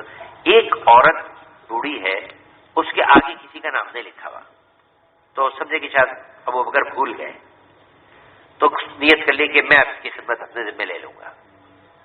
چنانچہ رات صبح فجر کے بعد اس عورت کے گھر پہنچے، بوڑھی عورت مجبور اور معذور، اور کہا کہ میں اس کے مٹکوں میں پانی بھر دوں گا، گھر کی صفائی کر دوں گا، بیت الخلا صاف کر دوں گا۔ وہاں پہنچے تو وہاں پانی مٹکوں میں بھرا ہوا، صفائی بھی ہوئی، سارے انتظامات۔ کہ اماں یہ کون کر گیا؟ کہ بیٹا مجھے نہیں پتا، کوئی رات میں ایک شخص آتا ہے وہ کر کے چلا جاتا ہے، مجھے نہیں پتا کون کر کے گیا۔ تو اگلا دن ہوا تو اچھا میں فجر سے پہلے جاؤں گا، فجر سے پہلے گئے تو پھر سارا انتظام ہوا ہوا۔ اچھا، تو وہ بھی حریص تھے، تو اچھا میں اب رات کو جلدی جاؤں گا۔ چنانچہ وہ عشاء کے بعد گئے اور جا کے اس گلی میں چھپ کے ایک طرف کو بیٹھ گئے، مدینہ منورہ کی پتلی پتلی ویران گلیاں، چھپ کے بیٹھ گئے۔ جب آدھی رات گزری تو کسی کے چلنے کی آہٹ ہوئی، نہیں کوئی سایہ نظر آیا، کہ قریب آئے تو سایہ ایک آگے آتا گیا، اور اس سائے کے ہاتھ میں جوتے اور ننگے پیر۔ جب قریب پہنچے تو دیکھا سیدنا ابو بکر صدیق رضی اللہ تعالی کہ ابو بکر تم اس عورت کی خدمت کرتے ہو، تم روزانہ اس کا پانی بھرتے ہو، تم روزانہ اس کے بیت الخلا صاف کرتے ہو، تم روزانہ اس کے گھر کی جھاڑو دیتے ہو۔ کہ عمر میں ہی کرتا ہوں۔ تو وہ کہ تم نے جوتے کیوں اتارے ہیں؟ کہا کہ مدینے کی پتلی گلیاں ہیں، جوتے پہن کے آتا تو اس کی آہٹ سے لوگوں کی آنکھ کھل جاتی اور میرا خدمت کا حال کسی کو پتہ چل جاتا، میں یہ خدمت اللہ ہی کے لیے کرنا چاہتا ہوں۔ میرے بھائیوں، نیکی بھی کریں تو اللہ ہی کے لیے کریں، اندر کے کسی کونے میں بھی جذبہ نہ اٹھے کہ کوئی دیکھ لے، کوئی تعریف کر دے، کسی سے جزاک اللہ کہلوانے کا جذبہ بھی نہ اٹھے کہ میرا عمل تو خالص اللہ کے لیے، کسی سے شکریہ کہلوانے کا بھی جذبہ نہیں، کسی سے دعا لینے کا بھی جذبہ نہیں، یہ خالص عمل۔ مائی عائشہ رضی اللہ تعالیٰ کے دروازے میں جب کوئی سائل آتا تو آپ اس کو دیتی، خالی نہیں لوٹاتی، اور جب خادمہ کو دیتی کنیز کو کہ جا کے سائل کو دے آؤ، تو یہ بھی ساتھ کہتی کہ کان لگا کے سننا کہ دینے کے بعد اس نے مجھے کیا دعا دی۔ فقیر دعا دیتے نا، اللہ تمہیں حج کرائے، اللہ تمہیں مکہ مدینہ لے جائے، اللہ تمہارے بچوں کی یوں کرے، تمہیں دیتے نا فقیر دعا، تو کا کان لگا کے سننا کہ یہ کیا کیا دعائیں دیتا ہے سائل۔ وہ جا کے خاتمہ دیتی اور سائل دعا دیتا تو ساری دعائیں آ کے سنا دیتی کہ اما جان اس سائل نے یہ دعائیں دی ہیں، تو حضرت عائشہ رضی اللہ تعالیٰ وہ ساری دعائیں اس سائل کو دے دیتی کہ اللہ اس سائل کو یہ دے دے، یہ دے دے، اور کہتی تھی اس کی دعا کا بدلہ دعا ہو گیا اور میرا صدقہ خالص اللہ کے لیے ہوا۔ تو میرے بھائیوں ہر عمل اللہ کے لیے کرنا سیکھ لیں، اور میرے بھائیوں یہ انسانیت جو چاروں طرف پھیلی ہوئی ہے یہ اللہ کی عیال ہے، یہ اللہ کی عیال ہے، جو اللہ کی عیال پہ رحم کرے گا اللہ پاک اس پہ رحم کرے گا، جو اس پہ رحم کرے گا اللہ اس پہ رحم کریں گے۔ اس اللہ کی مخلوق پہ رحم کھائیں، مخلوق پہ رحم کھائیں۔ یہ ساری انسانیت، یہ 700 کروڑ انسان جو دنیا میں آباد ہیں، یہ اللہ کی طرف متوجہ ہو جائیں، اللہ کی طرف متوجہ، اور اس کے لیے ہم بے چین اور بے قل اور بے قرار ہو جائیں، جیسے حضرت عمر رضی اللہ تعالی عنہ تھے، بے چین بے قل بے قرار، بے چین بے قل بے قرار۔ ایک علاقے میں سیلاب آ گیا تو حضرت عمر رضی اللہ عنہ نے پیغام بھیجا کہ اپنے عملے کو کہ دیکھو سب ایسی محنت کرو کہ ایک آدمی بھی اس میں نہ ڈوبے، ایک آدمی بھی اس میں نہ ڈوبے۔ چنانچہ جب سیلاب ٹل گیا تو وہاں کے عمرا نے پیغام بھیجا کہ امیر المومنین اللہ نے فضل فرمایا کہ کسی کا جانی نقصان ہے، سب بچ گئے، بس ایک کتا اس پانی میں مر گیا، بہ گیا۔ تو حضرت عمر رضی اللہ تعالیٰ رو رہے ہیں کہ عمر تو اللہ کو کیا جواب دے گا اگر اللہ نے پوچھ لیا کہ عمر تیری سلطنت میں ایک کتا پانی میں ڈوب گیا۔ میرے بھائیوں اس انسانیت پہ رحم کھائیں، یہ وہ عمر ہے جو سب کچھ کر کے بھی رو رہے ہیں، کہ کبھی چین سے نہ بیٹھے، یہ وہ عمر ہے، سب کچھ کر کے بھی اپنے بارے میں ڈر رہے ہیں کہ اللہ کو کیا جواب دوں گا۔ چنانچہ جب منظروں پہ حملہ ہوا اور پرچھا مارا گیا تو پرچھا تو نکال لیا گیا، لیکن اپنا سر مبارک زمین پہ رکھا، خون بہ رہا ہے، آنکھوں سے آنسو بہ رہے ہیں، مٹی لگ رہی ہے، اور رو رہے ہیں کہ عمر کیا منہ لے کے اللہ کے دربار میں جائے گا، تیرے پاس تو کوئی عمل ہی نہیں، اے عمر تو کس عمل کو لے کے اللہ کا سامنا کرے گا، رو رہے ہیں۔ حضرت عثمان بھی کھڑے ہیں، حضرت علی بھی کھڑے ہیں، حسنین بھی کھڑے ہیں اور تسلی دے رہے ہیں کہ عمر اتنا مایوس مت ہو، تم نے یہ کیا ہے، یہ کیا ہے، یہ کیا ہے، یہ کیا ہے، اللہ تمہارے ساتھ فضل کا معاملہ کریں گے۔ حضرت حسن حسین نے کہا کہ عمر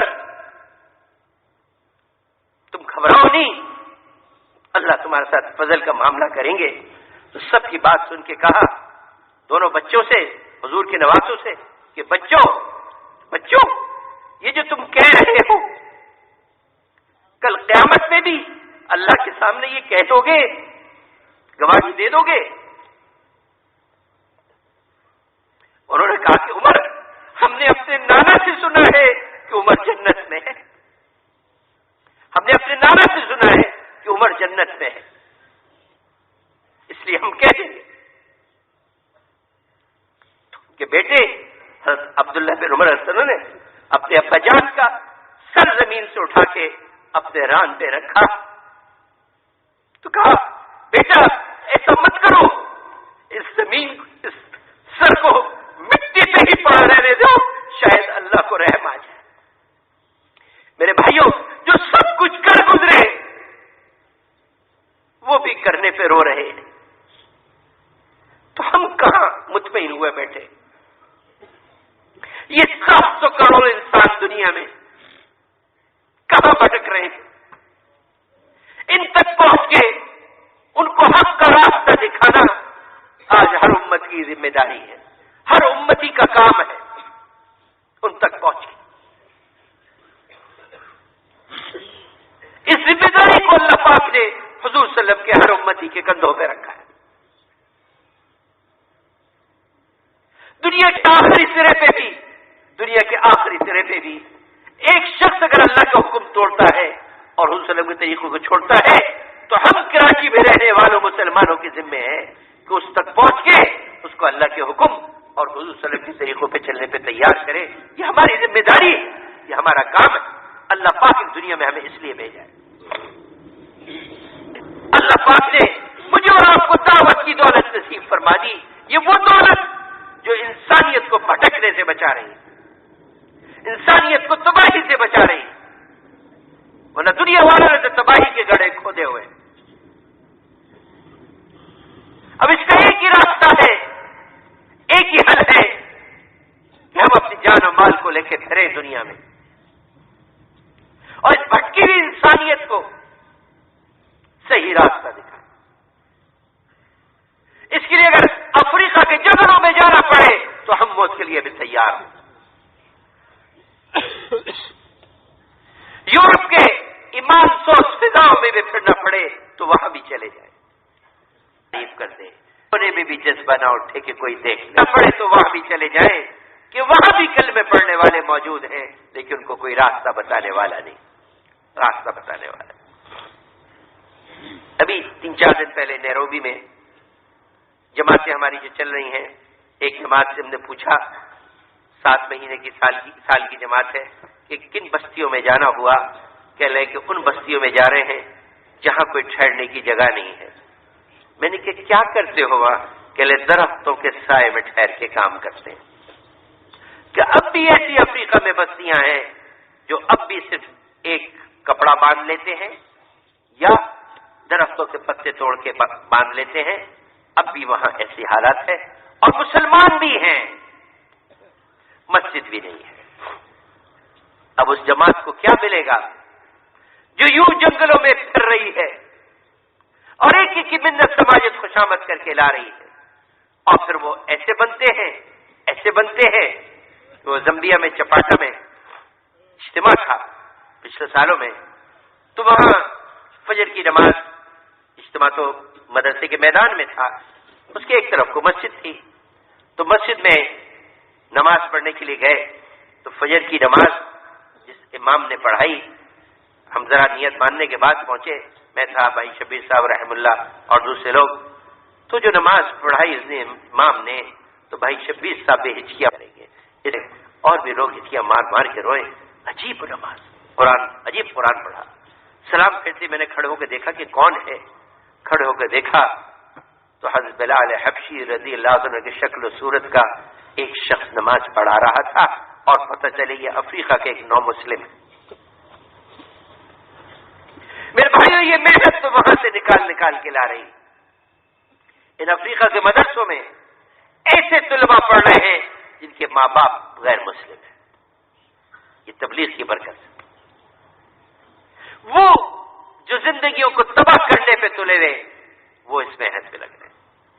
یہ کرسمس کے دن کیپ ٹاؤن کا اجتماع ہو رہا تھا، ایک طرف تو ایک وسیع میدان میں ایمان والوں کا مجمع، وہی جو پہلے ان رنگینیوں میں رہتے تھے، اور وہ کرسمس کی رات میں دوسری طرف پتہ نہیں کیا کیا خرافات۔ اللہ نے اس محنت کے ذریعے سے ان کو گندگیوں سے نکالا۔ 31 دسمبر کو جانسبرگ پہنچے تو وہ نیو ایئر، اور نیو ایئر جو ہے وہ تو اور زیادہ فتنے کی رات، ساری رات فتنے۔ اگلے دن ہمارے ایک ساتھی کا ایکسیڈنٹ ہو گیا تھا وہاں کے مقامی کے، تو میں ان کی عیادت کے لیے اسپتال گیا تو سارا اسپتال زخمیوں سے بھرا ہوا، اسٹریچر بھی نظر آئے تو خون میں لت پت۔ میں نے ڈاکٹر سے پوچھا یہ کیا ہے؟ کہنے لگے یہ زخمیوں کا سیزن ہے کہ نشے میں خود جب گاڑیاں چلاتے ہیں تو ان 5 دن میں جتنے ایکسیڈنٹ حادثات ہوتے سارا سال نہیں ہوتے۔ اور دوسری طرف وہیں جب مرکز میں آئے تو وہاں ایمان و یقین کی بات ہو رہی، ایک طرف علماء کا مجمع، ایک طرف سارے شہر کا کام کرنے والوں کا مجمع۔ تو جب دین کی محنت ہوگی تو یہ لوگ پلٹ پلٹ کے یہاں آئیں گے جو ایمان لانے سے پہلے انہی رنگوں میں رنگے ہوئے تھے۔ اب بتائیے اس انسانیت کو سکون کا سانس دلانے کا راستہ اس کے علاوہ کوئی اور نظر آتا ہے؟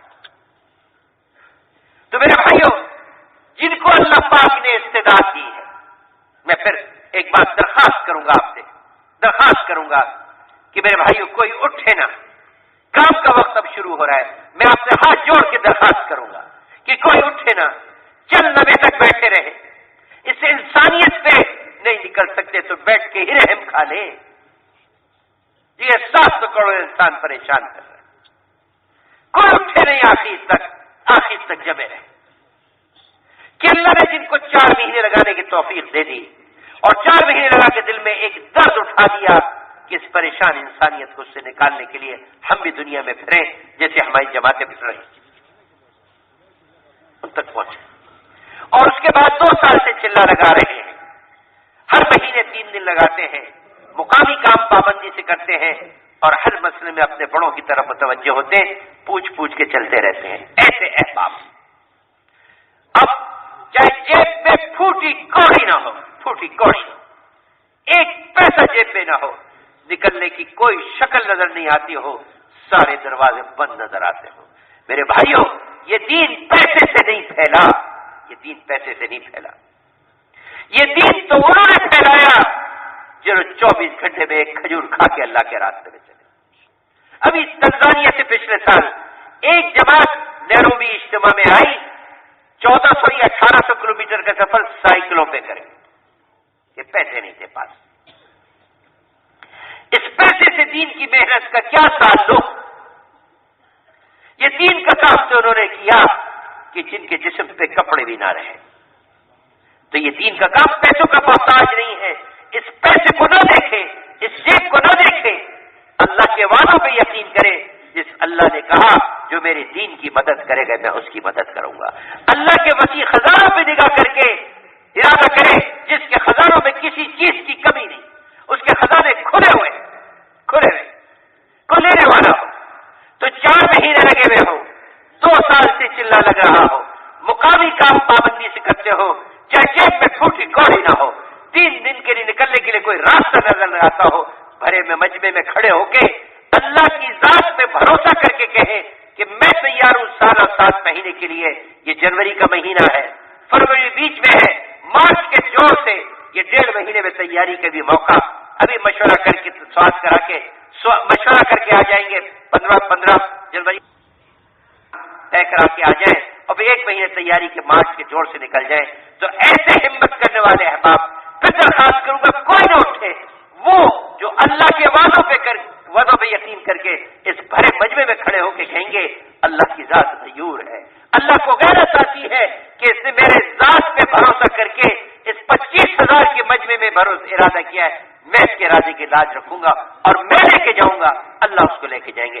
ایسے ساتھی ہمت کر کے کھڑے ہو جائیں، سال اور 7 مہینے کے لیے ہمت کریں، کھڑے ہو جائیں، سارے شہر والے بھی، مدرسے والے بھی، اوپر گیلری میں بیٹھے والے بھی ہمت کریں بھائی، ہمت کریں، سال اور 7 مہینے کے لیے دنیا کے آخری سرے پہ جانے کے لیے کہ اس پریشان انسانیت کو پریشانی سے نکالیں گے۔ ذرا 1 منٹ کے لیے کھڑے ہو جائیں اور ہمت کریں۔ جی میں تو آتی ہے، شیطان کہتے ہیں بات بہت اچھی ہے، ذرا مشورہ کر کے صبح نہیں کھاؤں گا، اسی میں نہ پک لیتا ہے۔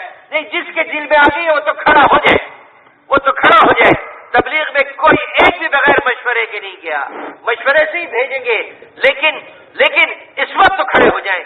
جس کے جی میں آ گئی ہے، 4 مہینے لگے ہوئے ہیں، 2 سال سے چلہ لگ رہا ہے، مقامی کام پابندی سے کرتے یا پلے کچھ نہ ہو، کوئی شکل نظر نہیں آتی ہو، اللہ کے وعدوں پہ کھڑے، میں پھر درخواست کروں گا ارادے والوں کے علاوہ کوئی نہ کھڑے ہو، جو ارادے والے کھڑے ہو رہے ان کے کھڑے ہونے میں بیٹھنے والے ثواب سے لے لے، اور بھائی اور ہمت کرے، اور ہمت کرے، اور ہمت کرے، اور کوئی نہ اٹھے، سب جمے رہے، اللہ سے مانگے، اے اللہ تیرے دین کا تقاضا ہے، جی تو چاہتا ہے لیکن اپنے مسائل سے ڈرتا ہوں، اے اللہ مسائل کو حل کرنے والا تو ہی ہے، تو مجھے ہمت دے دے، اور بھائی اور کھڑے کھڑے مانگتے رہے، اللہ تیری ذات پہ بھروسہ کر رہا ہوں، اے اللہ تو میرے ارادوں کو قبول کر لے۔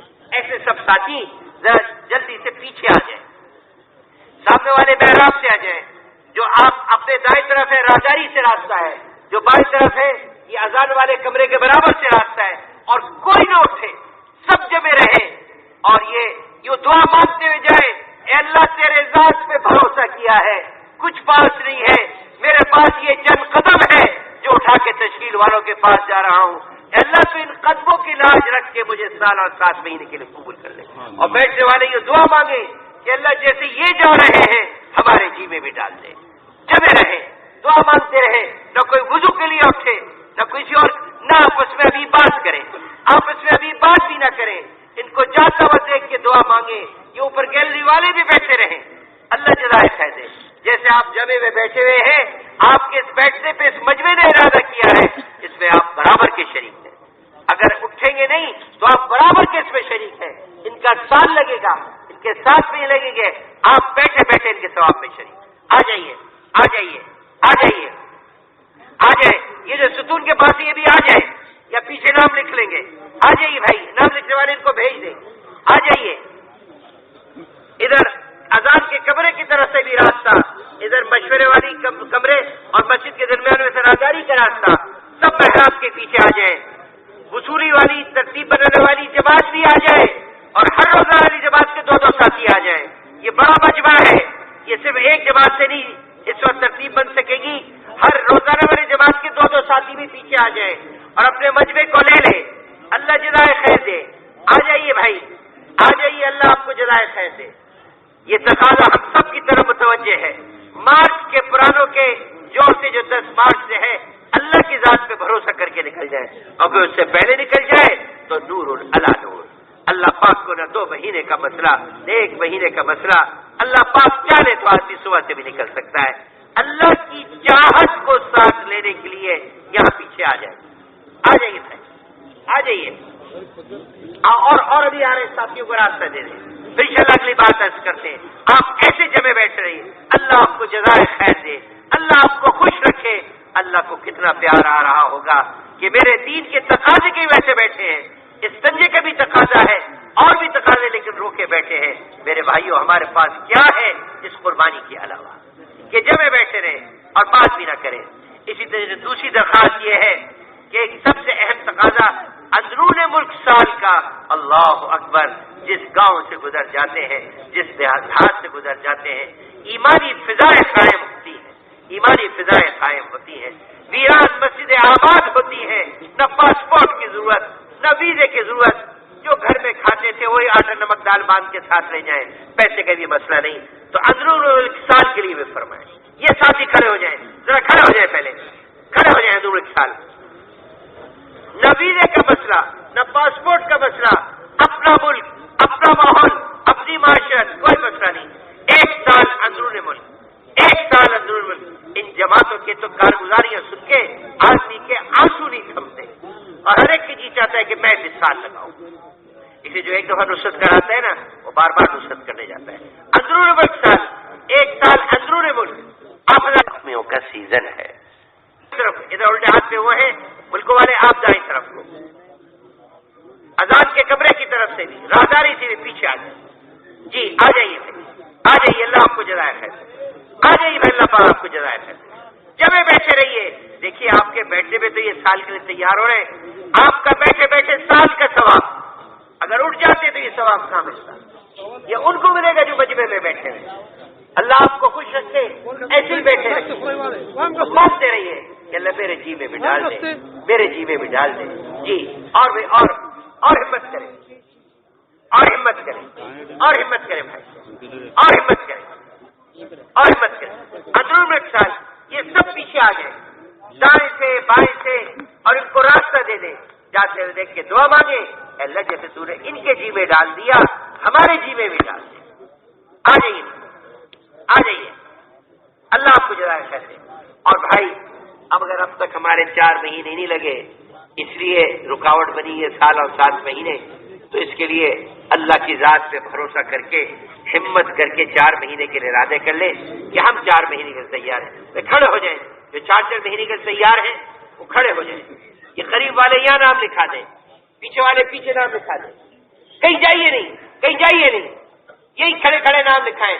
ساتھی زیادہ کھڑے ہو گئے، کوئی ساتھی اپنی جیب سے کاغذ نکالے، قلم نکالے اور نام لکھنا شروع کر دے، آگے نہ آئیے، یہی کھڑے کھڑے بس کریں، کھڑے ہو۔ جس کا کاغذ قلم استعمال ہوگا اس کو بھی ثواب ملے گا۔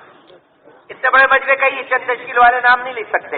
دیکھیے بھائی، ایک ساتھی یہاں نوجوان کو نکالتے کاغذ قلم جیب سے، چاروں طرف سے مجمع جیب سے کاغذ قلم نکالے اور 4 مہینے کے لیے 4 مہینے اور 4 مہینے نقد، 4 مہینے نقد، بہت سے بہت کسی 1 ہفتے کے اندر 4 مہینے لگے ہوئے ہو، 2 سال سے چلا لگ رہا ہو، لکھا کے بیٹھ جائے، نام لکھا کے جائیے، بس نام لکھا کے بیٹھ جائیے، بیٹھ جائیے بھائی، جانا نہیں چاہیے، اللہ آپ کو جزائے ہے، نام لکھا کے بیٹھ جائے، صرف چند منٹ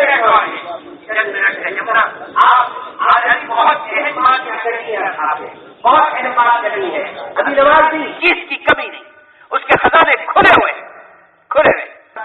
سے بیٹھنے کے لیے کہا جا رہا ہے، اس سے کوئی وضو سجدے کے لیے نہ جائے، نماز میں ابھی دیر ہے، نماز بھی نہیں ہوگی، اور پھر دوبارہ اٹھنا پڑے گا آپ کو، ابھی کچھ اور اہم کام کرنا ہے اس کے بعد۔ جی تشریف رکھیں، نام لکھائے اور بیٹھ جائیں، نام لکھائے اور بیٹھ جائیں۔ جی سب جو مہینے لگے ہوئے تو کھڑے ہو جائیں، جس کے جی میں آگے 12 سال ساتھیوں کے نام لکھ لیں اور بیٹھ جائیں، نام لکھا کے بیٹھ جائیں، اللہ آپ کو جزائے خیر۔ اللہ بھائی جانا جی، بھائی جانا جی، مہربانی ہوگی، اللہ آپ کو جزائے۔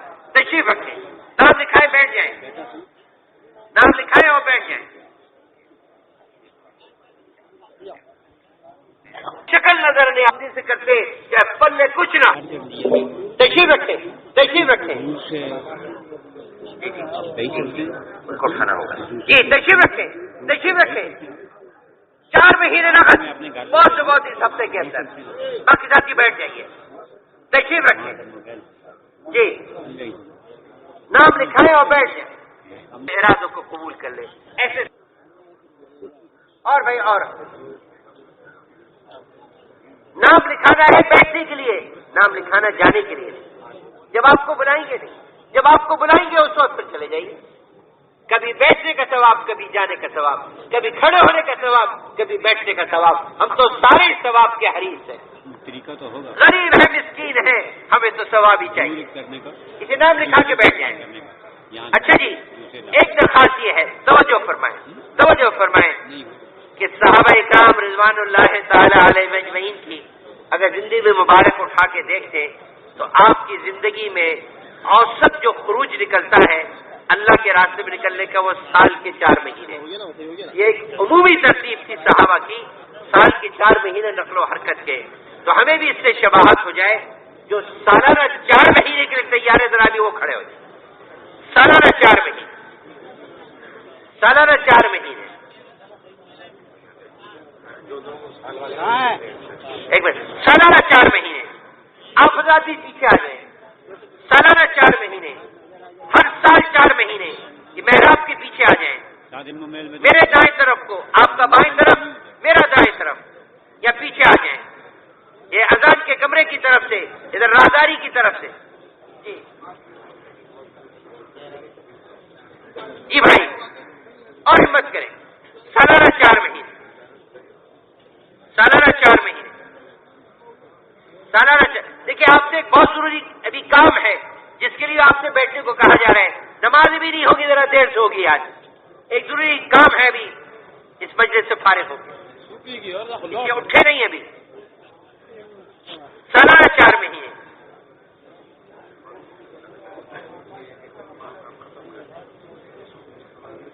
جی جی، سالانہ 4 مہینے، سالانہ 4 مہینے۔ اور بھائی اس مجمع میں جو صبح سے 4 مہینے اور 40 دن لگانے کے تیار ہے، ذرا وہ بھی کھڑے ہو،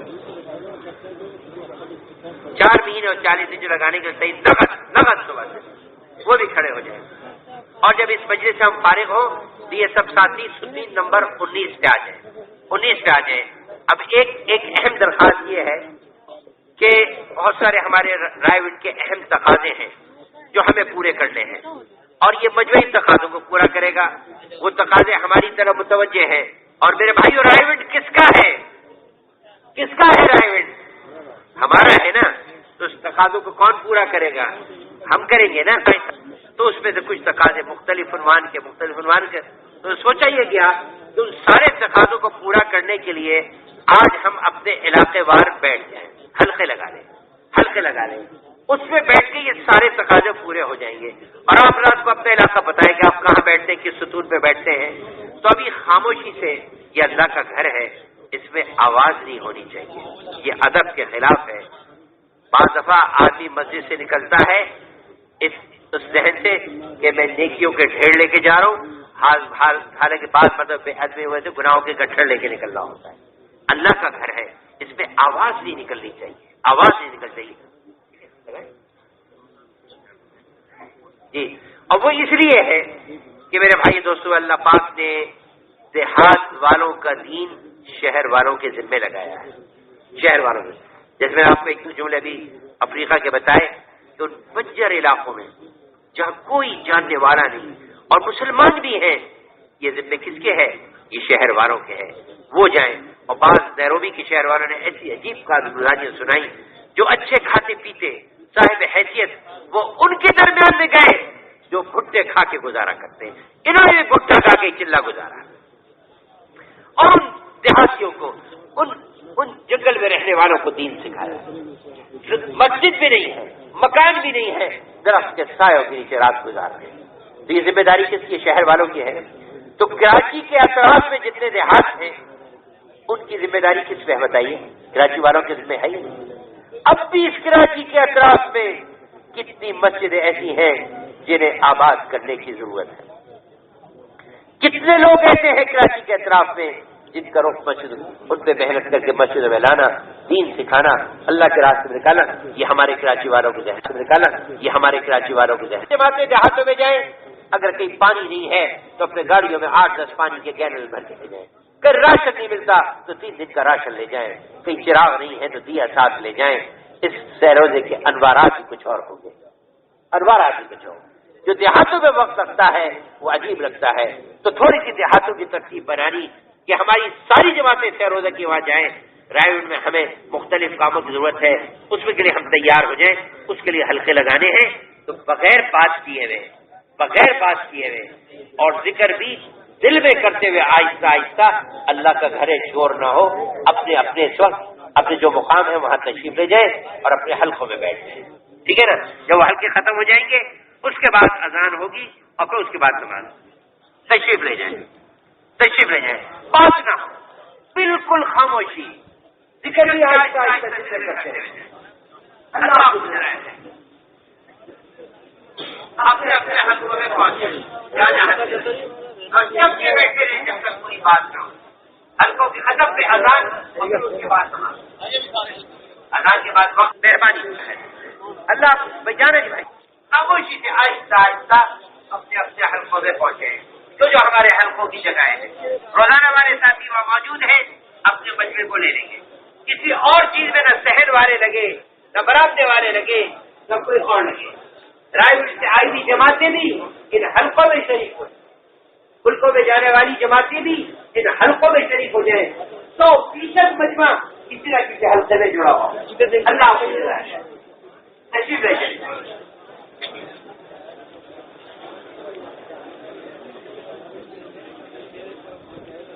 جب آپ فارغ ہو جائیں گے اس کے بعد اذان ہوگی اور اس کے بعد پھر آپ کو نماز کی تیاری کا 7 بجے کا وضو کا وقت دیں گے، پھر نماز اٹھا دیں.